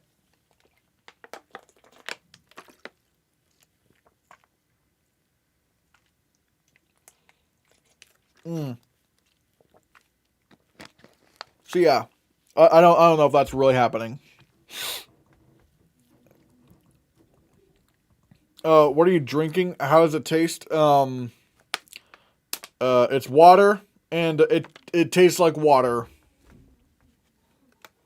I don't know what to say, but I don't know what else to say. It's mainly water. I know Coda didn't get editing, but if The Holdovers doesn't get editing, would that hurt its chances of a Best Picture win? Green Book still got editing. I guess it maybe hurts a little bit, but I don't know. Editing seems to not really matter as much. I don't know if it matters as much anymore. Again, with that Coda win, I don't know. I wouldn't say it's over for The Holdovers if it lost film editing. I wouldn't say it's over. Now, if it didn't, okay, because we don't have the Writers Guild Awards to look into. We don't have that to help us, so we kind of have to go to BAFTA, since they are going to be the last screenplay awards of the year. If Holdovers gets original screenplay over Anatomy of a Fall, then I'm probably that and it wins PGA. I think it wins Best Picture. Suzume was change entry Best Animated Feature because of Saw vision of magical in animation, such a masterpiece if it was replaced by Elemental or Robot Dreams. I would prefer to get in over Elemental. There's that. Thoughts on the Will Smith slap? I mean, that's been a long time. I thought what he did was incredibly stupid and childish. I don't think he should be canceled for life, but he's not, with Bad Boys 4, he's clearly not being, here's the thing, people are so extreme on either side with the whole Will Smith thing. People are either like, cancel him for the rest of his life, never do movies with him again, or Will Smith was completely justified in doing what he was doing and shouldn't receive any repercussions. Two things can be true.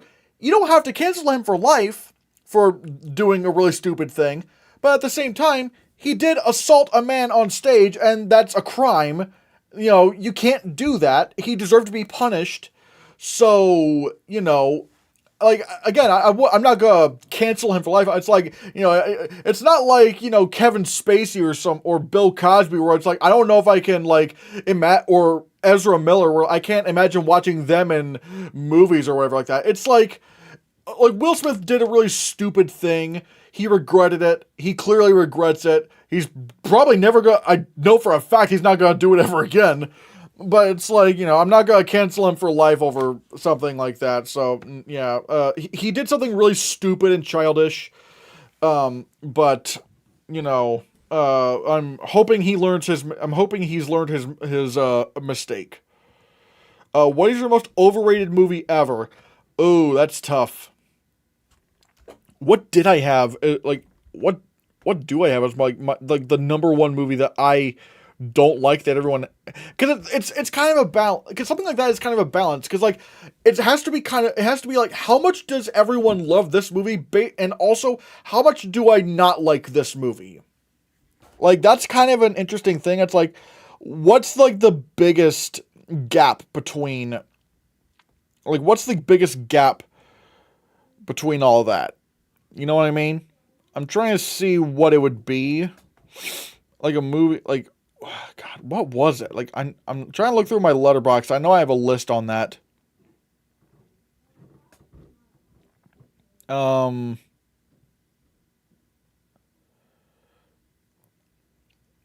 I'm trying to see which one it would be, if I even have it on. Oh. Where is it? Sorry about that, man. This is really boring. I'm so sorry, guys. Hold on. I know this is not really. Okay, I don't have that list anymore. Fuck. I guess maybe Shrek. I borderline hate Shrek. I really don't like Shrek. It's so stupid. I don't like it. So I guess maybe that. Everything Everywhere All at Once, you're saying. It's probably in my top 10. I don't love it, but, it is what it is. I don't really like it all. I don't like it, but I don't actively, really hate it or whatever like that. It's just I just didn't think it was very good, but whatever. Thoughts on the Joe Coy Golden Globes monologue? Well, I did say this in my Golden Globe reaction video. I thought the monologue was awful. And the fact that he threw the writers under the bus, was really, bad taste. Just, have you seen There'll Be Blood? Yes, I did, and I absolutely love that movie. It's wonderful. Thoughts on Parasite winning Best Picture, considering everyone thought it was going to be Once Upon a Time in Hollywood and or 1917. Do you think it could happen for 2023?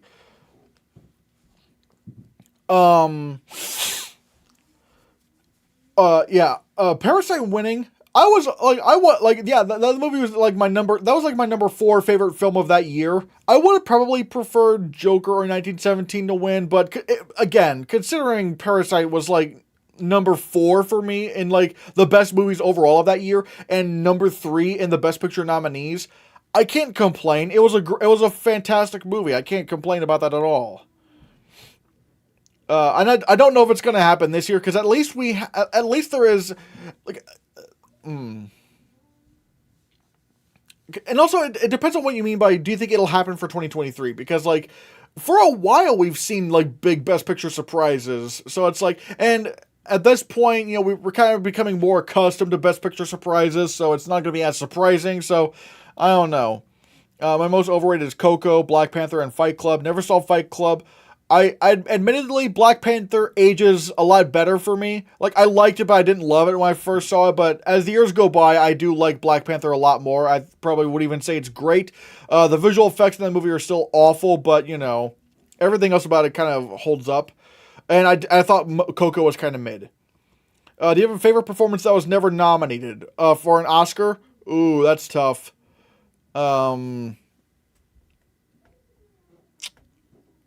That is tough. I guess one that definitely comes to mind would be Patrick Stewart in Logan. He should have won Best Supporting Actor and just never happened. Bit off topic, lol, but did you see the news that a new Jurassic World movie will be coming? As a Jurassic fan, I'm looking forward to it. As a Jurassic fan, I'm not looking forward to it. I really did not like any of the Jurassic World movies. Especially the last two, good God. I'm not excited. Not at all. And I know that the original screenwriter, David Koepp, is back, but also David Koepp is so hit or miss when it comes to screenwriting.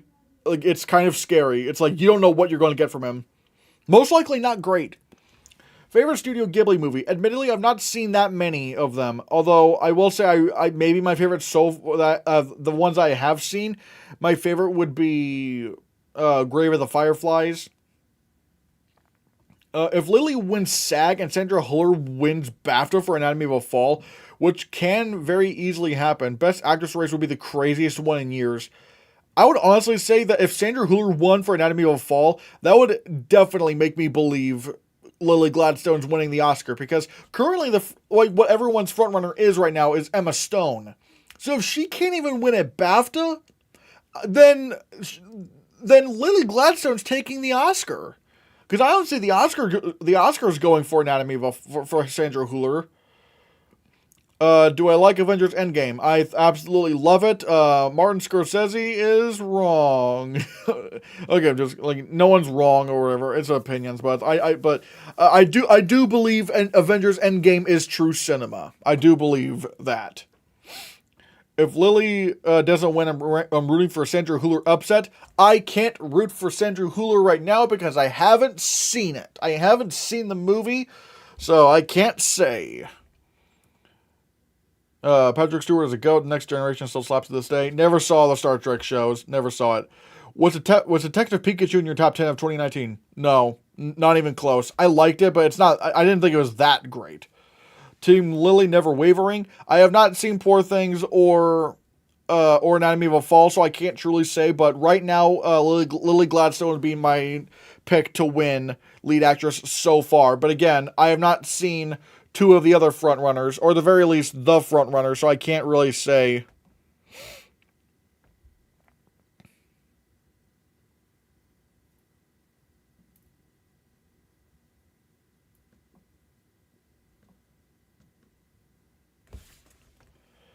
Have you seen The Wind Rises? Of all the Studio Ghibli movies, I really want to see that. I really want to see The Wind Rises. I have to sleep early to get up for nominations. I do probably gotta get some. I have to wake up at actually, are the nominations coming out at 8 a.m. Eastern Standard Time? If it's Eastern Standard Time, then I need to wake up at 7. I would need to wake up at 7 a.m. So I can get ready. Because here's the thing, I'm gonna get, because I have to leave for work at 10:37, and I gotta make sure I film and edit that video and post it as fast as I can, because you know what they always say, time is money. You gotta get that. I gotta get that video out so that it gets more people see it. I gotta be ahead of the game, because once once everyone else starts posting their videos, then no one's gonna see mine. I try to thrive on the idea that I try to post my videos before most other people, so that more traffic can get to my channel. So yeah, ready for tomorrow? Oppenheimer 13 nominations. That's not impossible. That could happen. Favorite Lars von Trier film. I don't know if I've ever seen a film by Lars von Trier, unless like I don't know.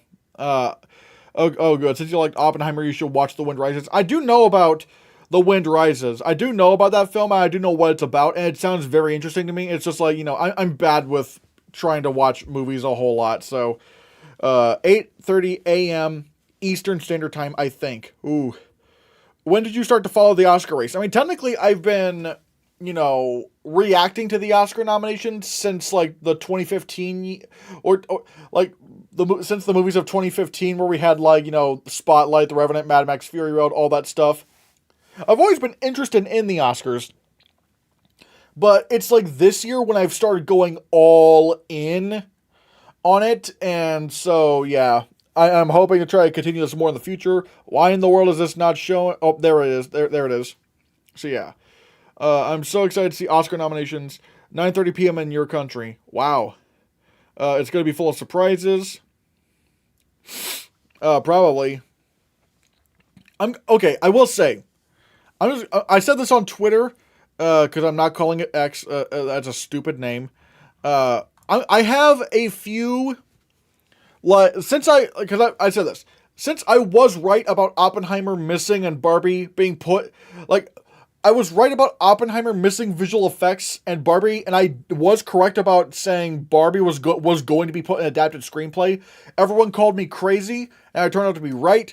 I do have a few more, big swings. Dominic Sessa getting in for supporting actor. Elemental gets snubbed out of animated feature. El Conde gets cinematography over Maestro, because that's another last-minute change I made. I think maybe Maestro is getting snubbed for cinematography instead of Killers of the Flower Moon. Indiana Jones, I think, is getting score, and we're not seeing Jodie Foster. Those are my big swings. Oh boy. Do you watch any Oscar predictions YouTubers? I watch The Oscar Expert, obviously. I feel like what The Oscar Expert does is he has really, the editing is so good. It's really entertaining, him screaming, and him and Brother Bro screaming, and sometimes Brother Bro telling Cole, to quiet down. That's really, or their cat just jumping off the couch. That's always really funny, and I feel like, they're helping this become more mainstream, which I like. The Film Drunk has that kind of Gen Z humor that I find really funny. His reaction to Babylon losing Best Original Score was hilarious. So there's that. And I've also been recently watching Ryan Castleman, who I want to collab with him one day. In terms of production value, the way the videos are structured and made and edited and shot and everything, no one does it better than him. If we're talking about someone who knows how to put a video together in this kind of Oscar predictions landscape, no one does it better than him. It's incredible what he's able to do. His videos literally look like something out of Wired. Ryan Castleman's videos literally look like they're from Wired or Collider or some big thing. Hell, I would probably not even say Collider, because his videos have greater production quality than Collider. It does not look like one dude did all that. It looks like an entire team made that, an actual production. It's insane. Top 3 animated films. In no particular order: the Tigger movie, The Lion King, and the SpongeBob SquarePants movie. What is your favorite film of this year? Oppenheimer. Big swings. Yep, I did talk about my big swings. You're saying Dominic Sessa. Awesome. Oscar Expert is a legend. Do you watch John Campea Oscar content? I used to watch John Campea for the longest time. However, I'm not going to lie, I've kind of lost interest. I'm I'm not here to start beef or whatever, but it's like, especially during the strikes, he wasn't really supportive of the writers and the actors.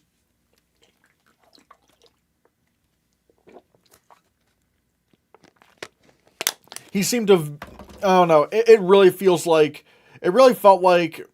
he was very much more in favor of the studios in his wording.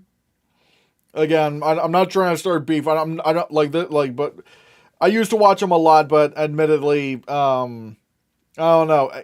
He's kind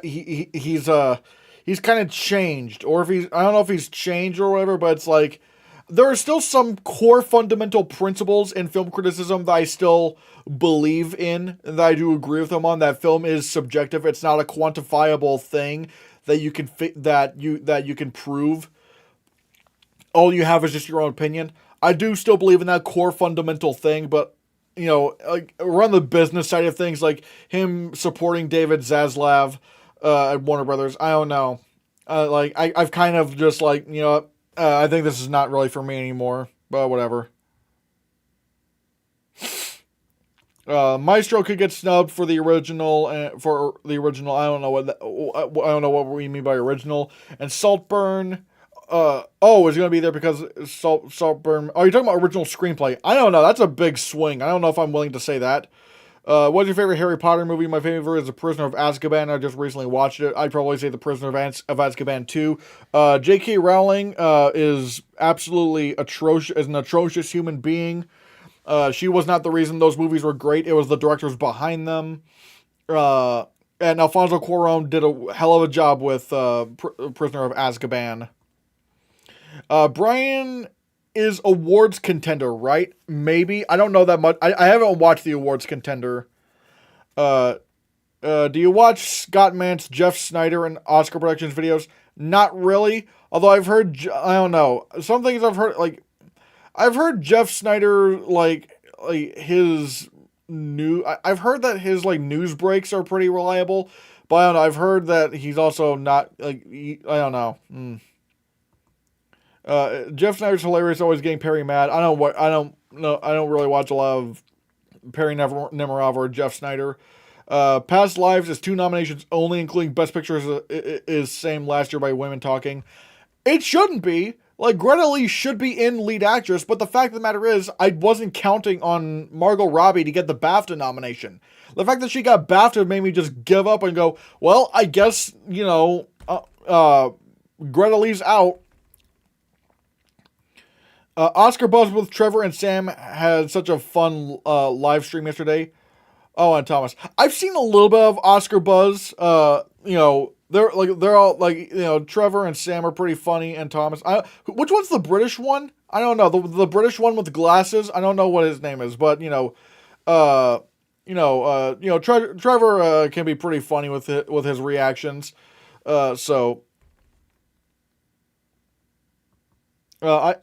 If I Hope could nominee Best Cinematography of John Wick was robbed shortlist, I'm upset. Well, the thing is, at the Oscars, cinematography is not a shortlisted category, so. Oh, Thomas. Okay, Thomas is the British one. Yeah, like I do like their dynamic. I really want to see them in an in-person setting. Like, put them in front of a camera and let's go. Like, I want to see that. Because I feel like they do have a lot of really good chemistry, and I feel like it would just be even better if they were in the same room. But obviously, I don't know if Thomas lives in. I don't really, I don't know if he actually lives in England, or if he's somewhere else, or if he's like in this country. I don't know, but yeah. Do you watch Ice Cold Films Oscar predictions? This is the first I've even heard of their channel. Austin Burke Oscar predictions. Not really so much. I don't watch a lot of Austin Burke. I mean, nothing against him. I just don't watch a whole lot of him. Would Rosamund Pike be a surprise for you? I mean, kind of. Cause like I don't know what I would do. Like, who do I like? Cause Penelope Cruz and Ferrari makes too much sense. Although maybe, like, let's say if Rosamund Pike got in over Sandra Hüller, I'd be like, oh, wow, okay. But I don't know. So yeah, I don't really know. Like it's tough. Do you watch Jay Vader's or Ryan O'Toole Oscar content? Not really. I'm just gonna tell you guys what like the Oscar predictor like a lot of the Oscar channels I've followed. The Oscar Expert, Film Drunk, Ryan Castleman, and Dan Merle. I do watch some Dan Merle. Dan Merle is one of those like film YouTube veterans. Like everyone on film YouTube knows about Dan Merle, you know, and he's a very respectable dude. Mm.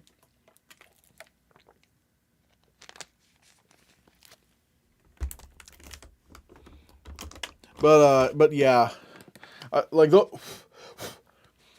Even though Dan Merle just does like general movie stuff and not just Oscar stuff. Mm.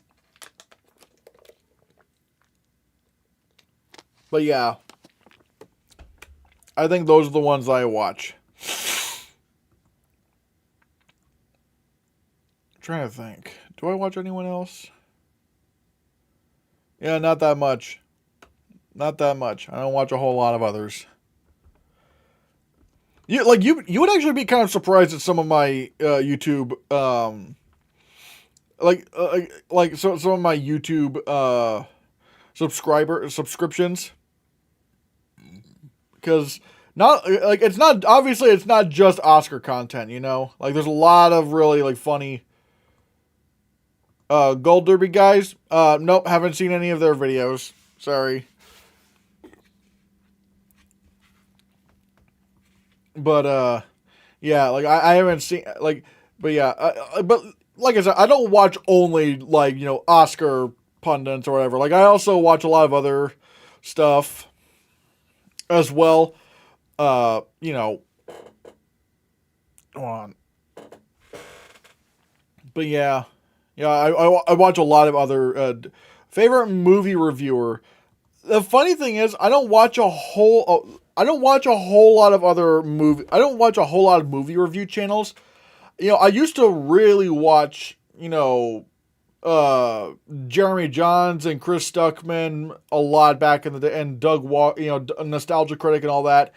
And sometimes I'll pop in for videos every once in a while, but I'm not really like as like, you know, I gotta watch every video they upload, really. I guess I don't know. Like I said, I guess really the biggest like the movie channel, the movie YouTube channel I watch the most, I guess, is the Oscar Expert. Uh, but you know, the thing is, like, I'm not even sure if I'm able to. Like, the thing is, like, with movie reviews, and it's kind of why I haven't done a lot of movie reviews. It's like it's kind of hard for me to review movies. I mean, you know, I will try to, you know, like I said, you know, if I oh no oops sorry, but yeah, like, you know, like if we ever do get to this where I do have more member requested reviews, you know, yeah, I'll try to do those more often. But it's like, I don't know. In recent years, it's, you know, movie reviews haven't really done well for me. So it's like, you know, yeah. Uh, Oscar Expert Airport live reaction is their greatest video. What do I think is the Oscar Expert's best video? Because it's like I like the ones that are like the most unhinged possible. So like when Parasite won, that was really funny. I really liked I really liked their video when like their like the Parasite winning Best Picture one. What was it? I also like their 2022 Oscar nominations, like seeing some of the stuff like where it's like Judi Dench getting nominated for Belfast. God,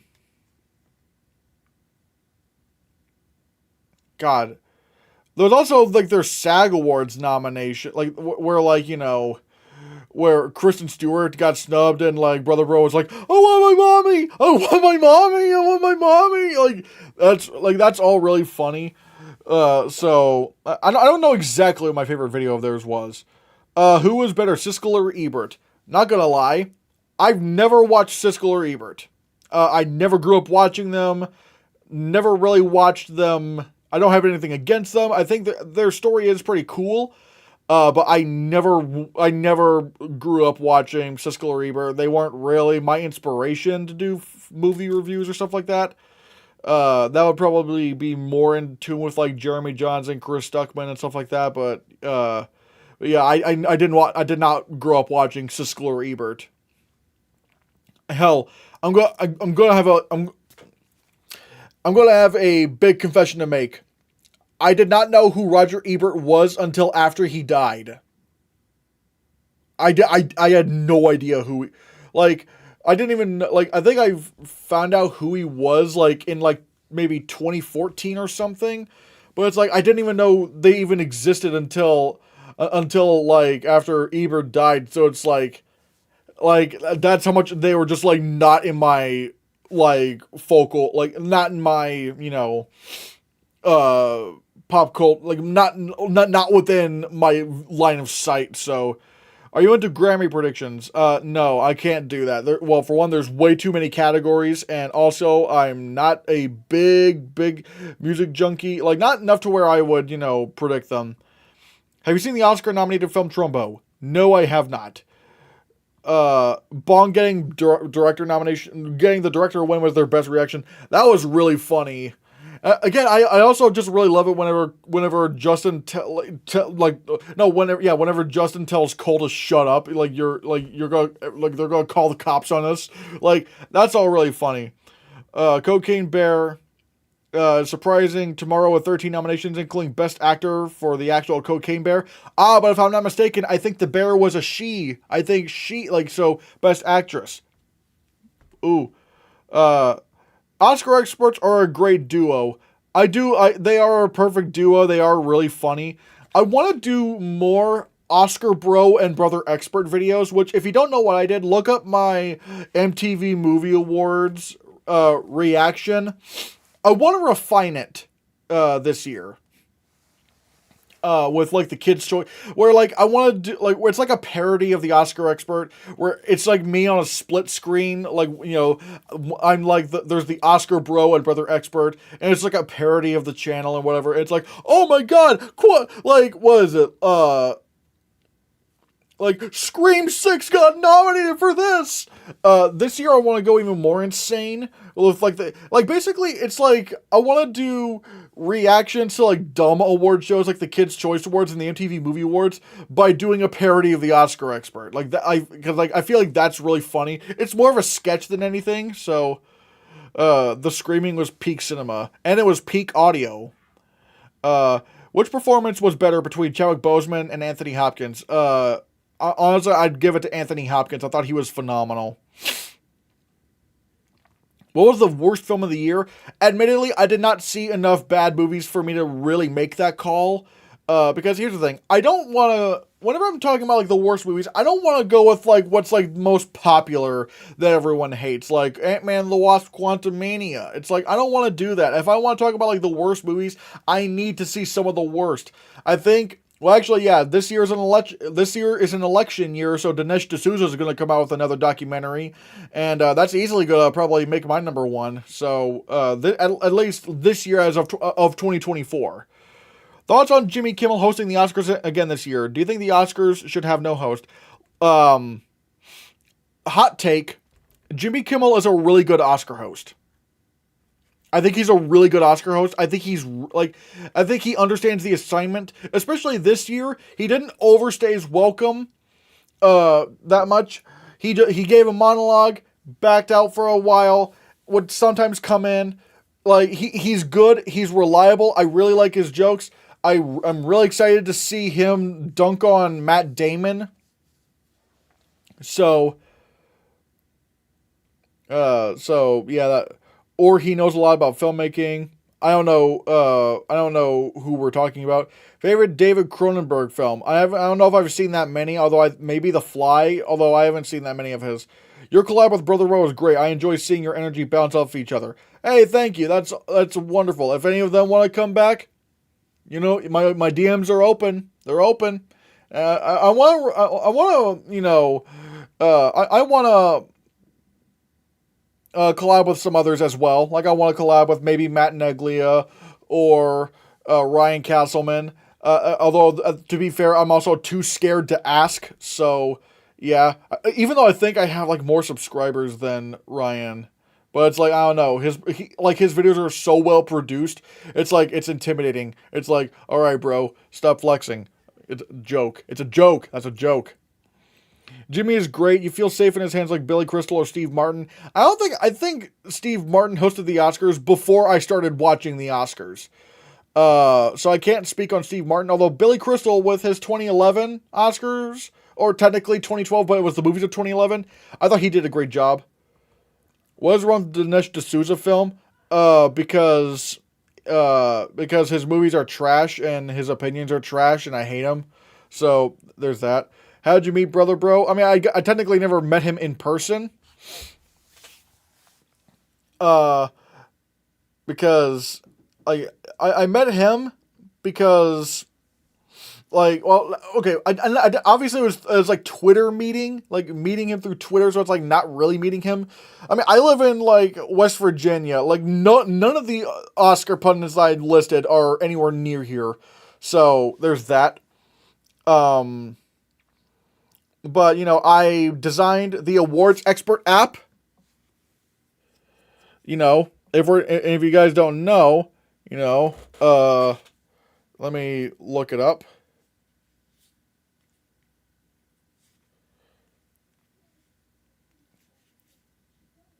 I designed the award expert app. He was reaching out to people on Twitter as like, hey, can anyone help me, make an icon for the App Store? And I was like, I'll do it. I DM'd him because he was already following me because I made a meme of him, a Barbie meme. So I was like, aha, this is like I can slide in his DMs. This will be great. And then we talked it out. I made a few different designs for him. And so, and he said, hey, like, thanks a lot for your help. If you want to do a collab, I'm willing. Just say the word. And I was like, all right, cool. And I put it off to December so that I could, I wanted to do my Oscar predictions right before, like, the big nominations started coming out. And the funny thing is, already, some of the things, he said, oh, I can't see that happening, ended up actually happening, like Barbie going into adapted screenplay. See, I'm not crazy after all, Justin. I was right. It's all good. It's all good. It's all good. It's all good. But, yeah. But he's really nice, really personable. He's really funny. I really liked him. Would you consider collaborating with Oscar Buzz if they asked? Absolutely. Again, I've seen some of their videos. Good God, I think they're younger than me. I think Trevor's younger than me, if I'm not mistaken. Like, good God, I feel like a boomer. Like, I'm 25 years old. It's like, good God, like, I'm old. I feel old at this point. Like, good, like, hell, Dominic Sessa was born in 2002. Like, what, like, good God, man, like 2002, like, he wasn't even around when 9/11 happened. It's like, I'm this old? Like, good Lord. You should ask Ryan, he seems nice. I might, although maybe, I'm too, oh God. It's just like, hey, would you like to collab with me? Like, me, the Hannahcast, this unknown YouTuber that no one cares about. I'm scared to ask. I'm just too scared to ask. So it's like, will Winnie the Pooh, Blood and Honey win Best Picture? 100%. Oppenheimer has no chance against him. Favorite Terrence Malick film? I don't know if I've seen a single Terrence Malick film. Any opinions on the HCA CCA scandal? I'm not exactly sure what scandal we're talking about, so... I'm very glad to visit your channel because of your thoughts on best animated feature. We'll stick with this one for any award show prediction. Hee hee. Hey, thank you very much for sticking around and stuff. No, you're not old. I'm 39. I'm just, like, no, yeah, no, you're not old. I'm old. That's because that's how time works. But but whatever. Like it's all a joke. But yeah, like I just God, it's just the fact that I'm seeing so many people like younger than me, like with such big platforms. It's like, good lord, oh. What was your favorite animated movie of all time? Well, that again, it's kind of between. It's either the Tigger movie or the Lion King. It's one of those two. If snubbed Elemental, Inside Out 2 was come back by Oscars. Are you saying that you think Inside Out 2 is getting nominated? I don't know. I mean, again, Disney's not on their A game, and Pete Docter is not directing Inside Out 2. So, like, the fact that he's not predicting it, no, the fact that he's not directing the film is concerning to me. Thoughts on Steven Spielberg casting David Lynch? Casting David Lynch in The Fabelmans. I mean, I thought he was great in The Fabelmans. I thought like that scene was like one of the best scenes in a movie I've seen in a while. So yeah, the HCA Critics' Choice Awards scandal about the Critics' Choice Awards being apparently rigged. I don't know about that scandal. I don't know if, like, it depends on the source. It depends on everything. It's like, I don't know. I don't know what's going on there, if I'm being honest. I'd love if Glenn Howerton pulled an Andrea Riseborough for Blackberry, but I know that'd be nuts. I still have not seen Blackberry. Why have I not seen it yet? Favorite TV shows. Okay, I'm gonna sound very basic, because again, I've not seen Breaking Bad, I've not seen Game of Thrones, I have not seen Stranger Things, I've not seen any of those. So I don't know. Maybe my favorite TV show is like seasons 1 through 3 of SpongeBob. Look. I don't watch too much television. That's just how it is.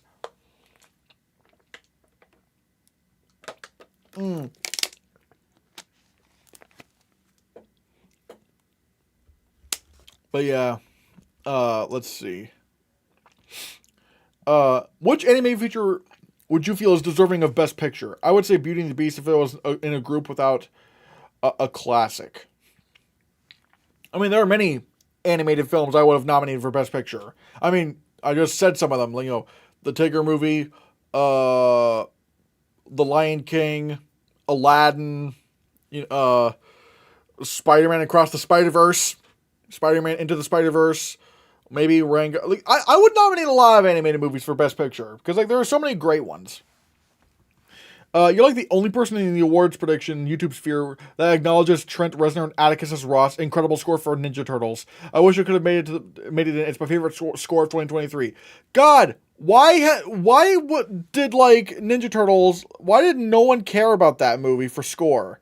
Like, why are we doing this? Like why did no one care about that movie? That's so stupid. It's like one of the best scores of the year, and it didn't even get shortlisted. I'm so angry. Oh God, that should have gotten in. Do you think Henry Sugar has live action short locked up? If it gets nominated, yes. But there is that whole thing. Like, are they going to gatekeep Wes Anderson from live action short? Because they did that with Taylor Swift. So I don't know. Nothing wrong with being basic. Everyone has their own comfort. Watch shows. Thanks. Which animated would you say is deserving of the Best Picture win, though? I mean, I guess, again, Lion King, Tigger movie, maybe Aladdin. In more recent years, let's talk about more recent years. Well, given how Hamilton wasn't eligible that year, and Hamilton was my number one film of 2020. It was a weird year for movies. Okay, just give me this one, all right. But I guess maybe Soul would have been my pick out of the Best Picture nominee. No, would have been my pick out of the movies eligible. So it probably would have been my pick to win.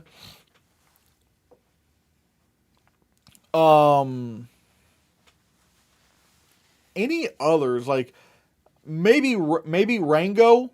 Maybe Rango for, I thought Rango was phenomenal, or the 2011, either Rango or Winnie the Pooh that year, 2011. Oh, so yeah. The Lion King, The Lion King and Inside Out deserved to win Best Picture at the Oscars. I wouldn't give Inside Out the win, but I would give it the nomination.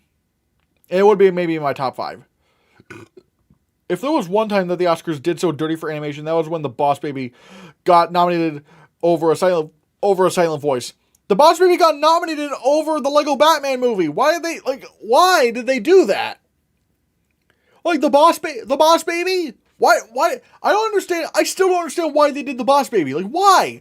Like, that movie was mid. Like, even the critics were divided on it. How did that get nominated over Lego Batman, which was clearly like a more acclaimed film? The only way I can explain that is that the Oscars just have a vendetta against Lego. Because how the hell do you snub the Lego Batman movie, in favor of The Boss Baby? The Boss Baby? Why? I don't understand why that happened. I'd given Into the Spider-Verse the win in 2019. I mean, look. That year I probably would have given it to Black Klansman, although I'm not going to complain about Spider-Verse.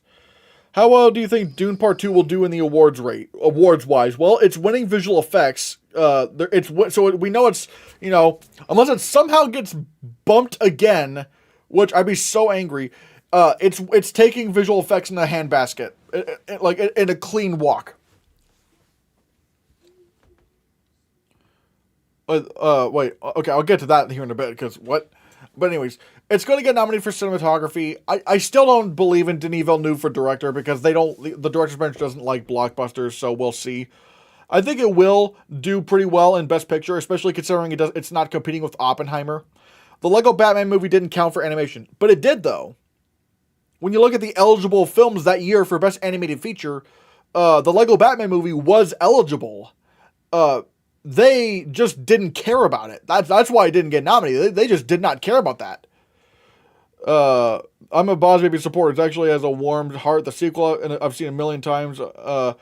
I just have to disagree on that. I really did not like. I just thought the Boss Baby was just very mid in my opinion, but still.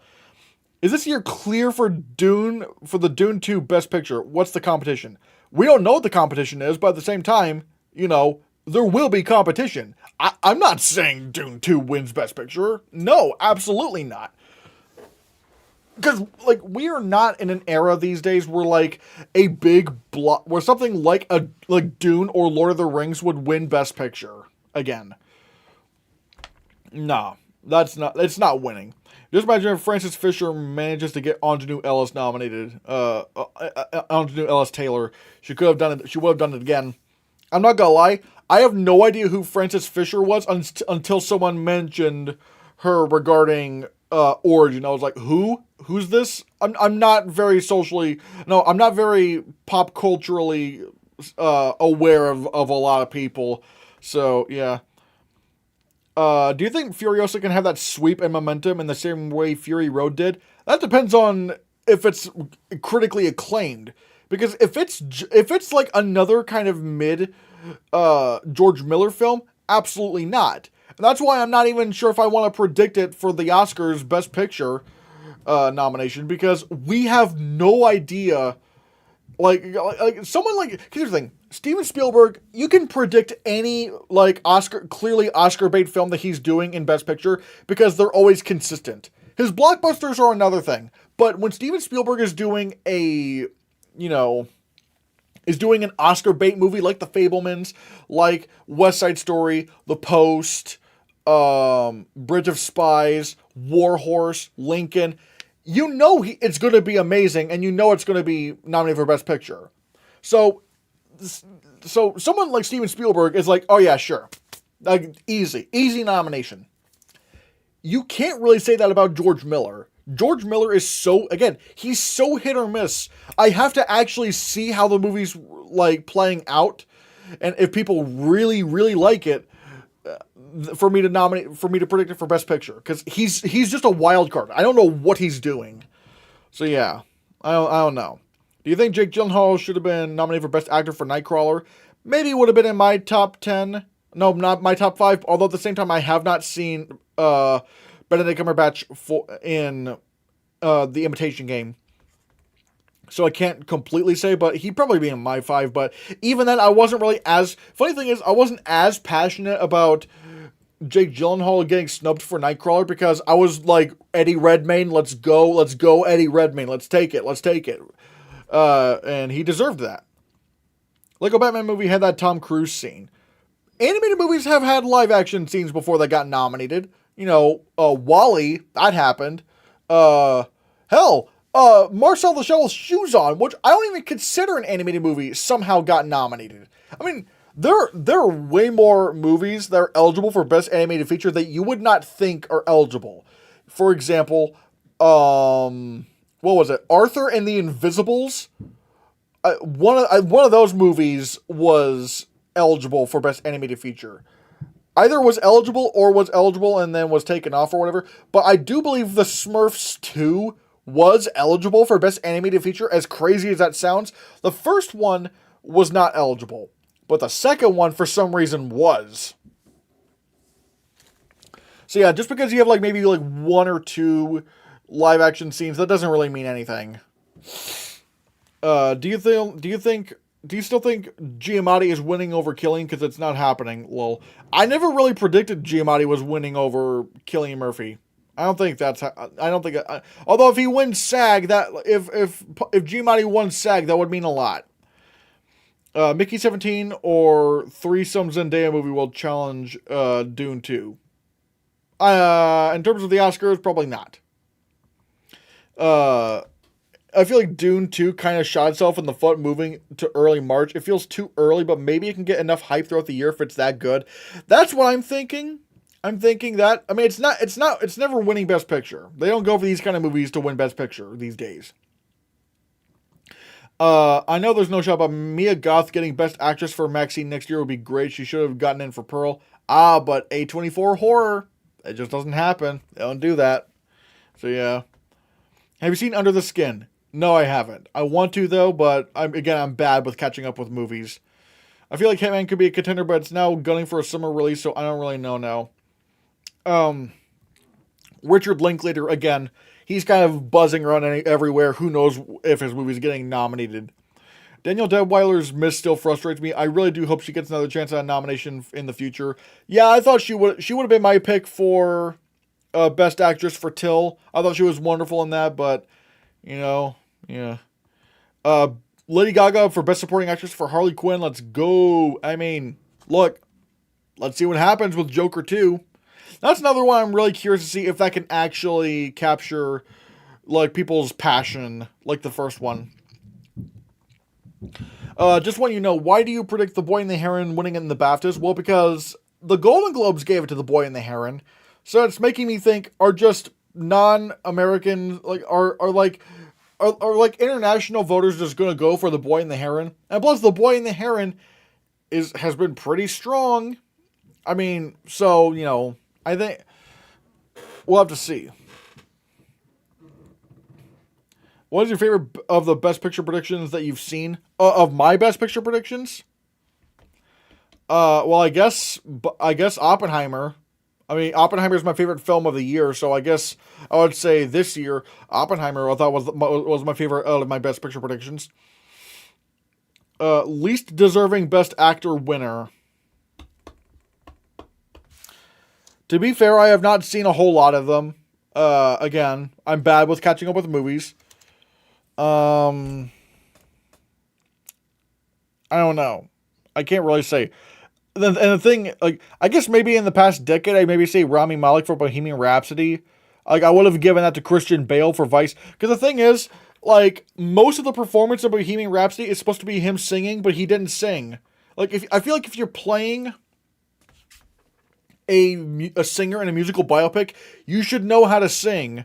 So, I don't know. The fact that he didn't sing does take a few points off for me. So there's that. Does Joaquin Phoenix get in again for Joker Folie à Deux? Again, I need to see how that film plays out. If people really like that movie, you know, we'll have to, we really have to see. You know what I mean? We just have to see.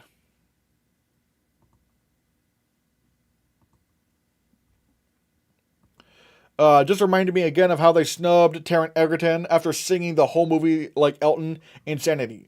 I mean, yeah. I mean, Taron Egerton was phenomenal. It's weird. I love Bohemian Rhapsody, the movie, but I'm not in love with Rami Malek's performance. Mainly because again, half the performance wasn't even him. But yet with Rocket Man, I like the movie. I don't love it, but I thought Taron Egerton was better in it.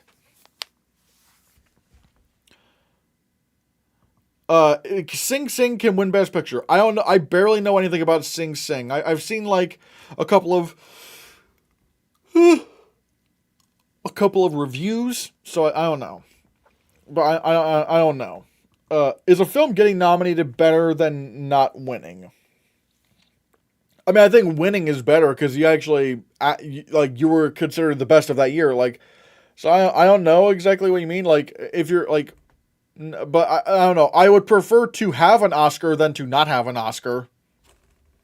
You know, I mean, that's just my take. Oh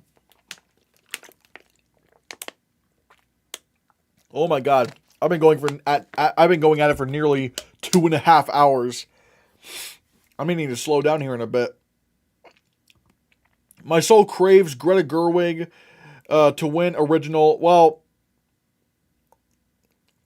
wait, but now I'm torn. I want them both to win because the screenplays are so good. But remember, Barbie is not in original screenplay anymore. It's an adapted screenplay, just like how I predicted. So yeah. I wouldn't mind if Barbie won. I would not mind if Barbie won. Also, I will say on the awards expert app, I just chickened out because I was like, what do I do about the short films? So you know what I did with the short films? Want to know how lame I am? I literally just took Cole's top 5 because I know nothing about the short films. So I was like, you know, fuck it. I'm just gonna go with what Cole says. If he ends up being right on most of these, great. But I'm just gonna take his advice. We need to talk about Sterling and Dominic Sessa replacing the poor things boys. Let's make this happen. I mean, I haven't seen Poor Things, so I can't say, and I have not seen American Fiction. I think a Poor Things boy will get in, but yeah. Yeah, I was saying hypothetically, if they kept original, that would have been the dream. Again, like, you know, I haven't seen American Fiction, so I can't really speak on the screenplay of that. Again, if Barbie won adapted screenplay, I'd be happy. Although, admittedly, like, I still want to see American Fiction, Poor Things, and Zone of Interest. But right now, admittedly, Oppenheimer is still the most interesting screenplay to me. So, yeah. Do you watch Robert Storms? Never heard of him. I hope there's a woman director in the race tomorrow. Prayers. I mean, look, it might happen. I don't think it will happen, but I'm hoping Greta Gerwig gets in. Or Celine Song. Actually, no, Celine Song's not happening. She only got the Globe. You need to get the DG, you need to go 4 out of 5 with DGA. That's kind of the thing. I actually think Greta can get in director. If the PGA 10 is correct, 3 of them are directed by women. For all of them to miss, then people would talk. Yeah, and I think someone's going to miss, and I think Gerwig is going to miss, and people are going to be really mad. Unless, again, who knows?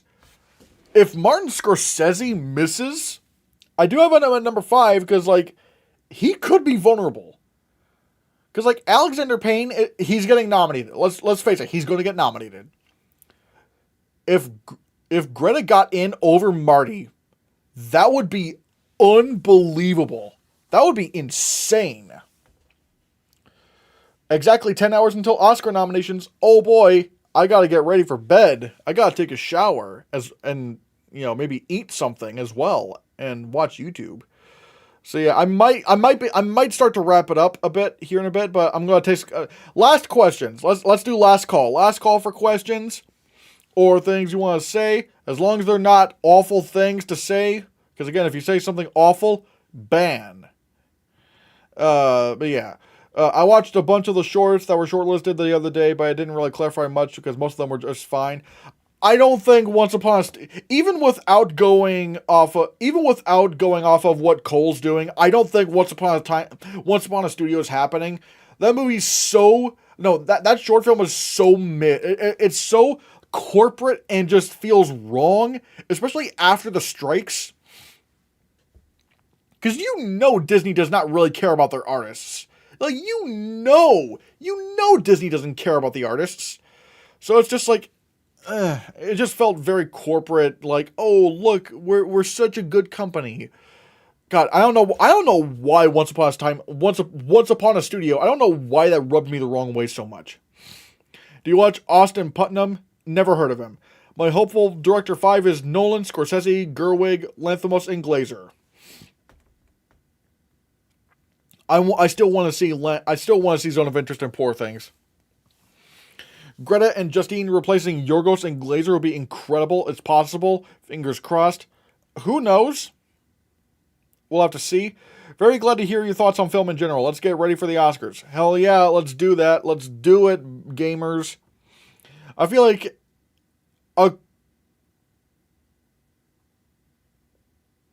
Across the Spider-Verse. If Across the Spider-Verse wasn't out this year, TMNT would have been taken more seriously. I see a world where it could win animated feature had Across the Spider-Verse originally released in 2022. I mean, I don't know if it would win because if Spider-Verse was out, then Boy and the Heron would just win. It would just win. If Cooper makes in director over the 3 women eligible, will the internet riot? Oh God. Bradley Cooper does not need more like fingers pointing at him. Like, how dare you? Like, people are already going so off on Bradley Cooper for like no reason whatsoever. So yeah, but people are gonna be crazy. So. Can't see Cooper getting it. He missed DGA, and I think he was a BAFTA jury pick. I don't know. I just think your safest bet is to go... Again, you have to go 4 out of 5 with DGA, and you gotta put in Jonathan Glazer, because he's just happening. I would riot. Oh boy, here it comes the Bradley Cooper hate. Oh no. Make sure you look up those YouTubers. Mayhaps. Why is that Barbie moved to adapted screenplay? Because the opening credits? I don't know. Because... The thing I've always been saying with Barbie going into adapted screenplay, the thing that I always tell people, the Oscars go by, like, it's not just about whether or not you're based on a pre-existing story, it's about pre-existing characters as well. Like, if the characters themselves have already been previously established in previous material, and, like previously published material, and, like... That then it's adapted. It's adapted at that point. Like that's why they for like like even I think it was Phil Lord who said the Lego Movie was also put into adapted screenplay at the Oscars because it's literally based on the Lego brand. It's based on has a lot of characters that were in. That were previously existing. Basically, if you're based on a previously existing IP or something like that, it's adapted at the Oscars. So and it's pretty simple for me. I kind of agree with the Oscars. It's like, because once you start getting into the whole, but this story was original, it goes into the thing where it's like, well, what exactly is original at this point? Because technically there's a lot of story elements in Barbie that I've seen in other movies. Barbie does it extremely well, but Barbie wasn't the first time to, have like this fictional character come into the real world and be like a fish out of water. Like, Barbie wasn't really the first one to do that. And I feel like when you start getting into the nitty gritty details of all of that, it becomes really messy. And basically the whole point of a best adapted or original screenplay Oscar, like, it becomes pointless because it becomes too confusing. I like that hard cut line, like, is it based off of previously existing published material? that yes, it's adapted. No, it's original. It's clean, simple. I like it. Still so surprised that Cooper made BAFTA director. Same. Conversely, Gerwig, Triet, and Song getting in would be Film Twitter's favorite thing ever. It probably would be. BAFTA likes traditional movies like The King's Speech. Maestro fits that mold. Except The King's Speech had winning potential. Maestro doesn't really. And even then, people came out of The King's Speech really, like, happy. Like, oh, man, I love this movie. Maestro doesn't really make you feel anything. It's just like, all right, yeah, I watched a movie. Glad it's now Murphy versus Giamatti because both performances are amazing. I mean, I wouldn't mind if it was Murphy versus Cooper. But yeah, it sucks leaving Andrew Scott, laying Andrew Scott nomination to rest. He's my favorite leading actor performance of this year. I have not seen All of Us Strangers, so I cannot say. Anyways, my God. We have gone on for like nearly 40 minutes, and it's about time I wrap it up. And this is probably one of the best streams I've had. Like, we've literally, like, you know, we've had, like, you know, I got a couple super chats. It's all been fun. It's all been so great. What nom would get you the biggest reaction? I don't know. Let's say Scorsese misses director. Yeah, that's where the emotion in Maestro. It's so cold. Yeah. But yeah, guys, I think that'll about do it for me. Like I said, watch out for my Oscar predictions tomorrow morning because I'm going to try to pump them out as early as I can. And also, I don't know if it'll be, you know, later that day or the next day. But I do want to do a post-nominations Oscar stream. So, I do want to try to do that. Thank you guys so much for watching. And, you know, like I said, just putting it out there. If you want to join the channel, you know, there's a lot of things, lots of cool perks you can get. Only for $4.99 a month. So, there's that. And, consider hitting that subscribe button. Because, if you don't, none of your favorite movies will get nominated for the Oscars.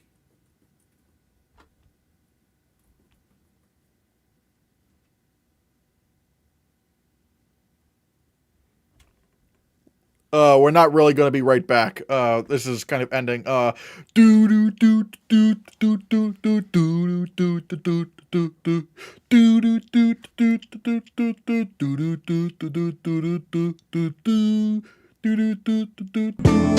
yeah, here we go.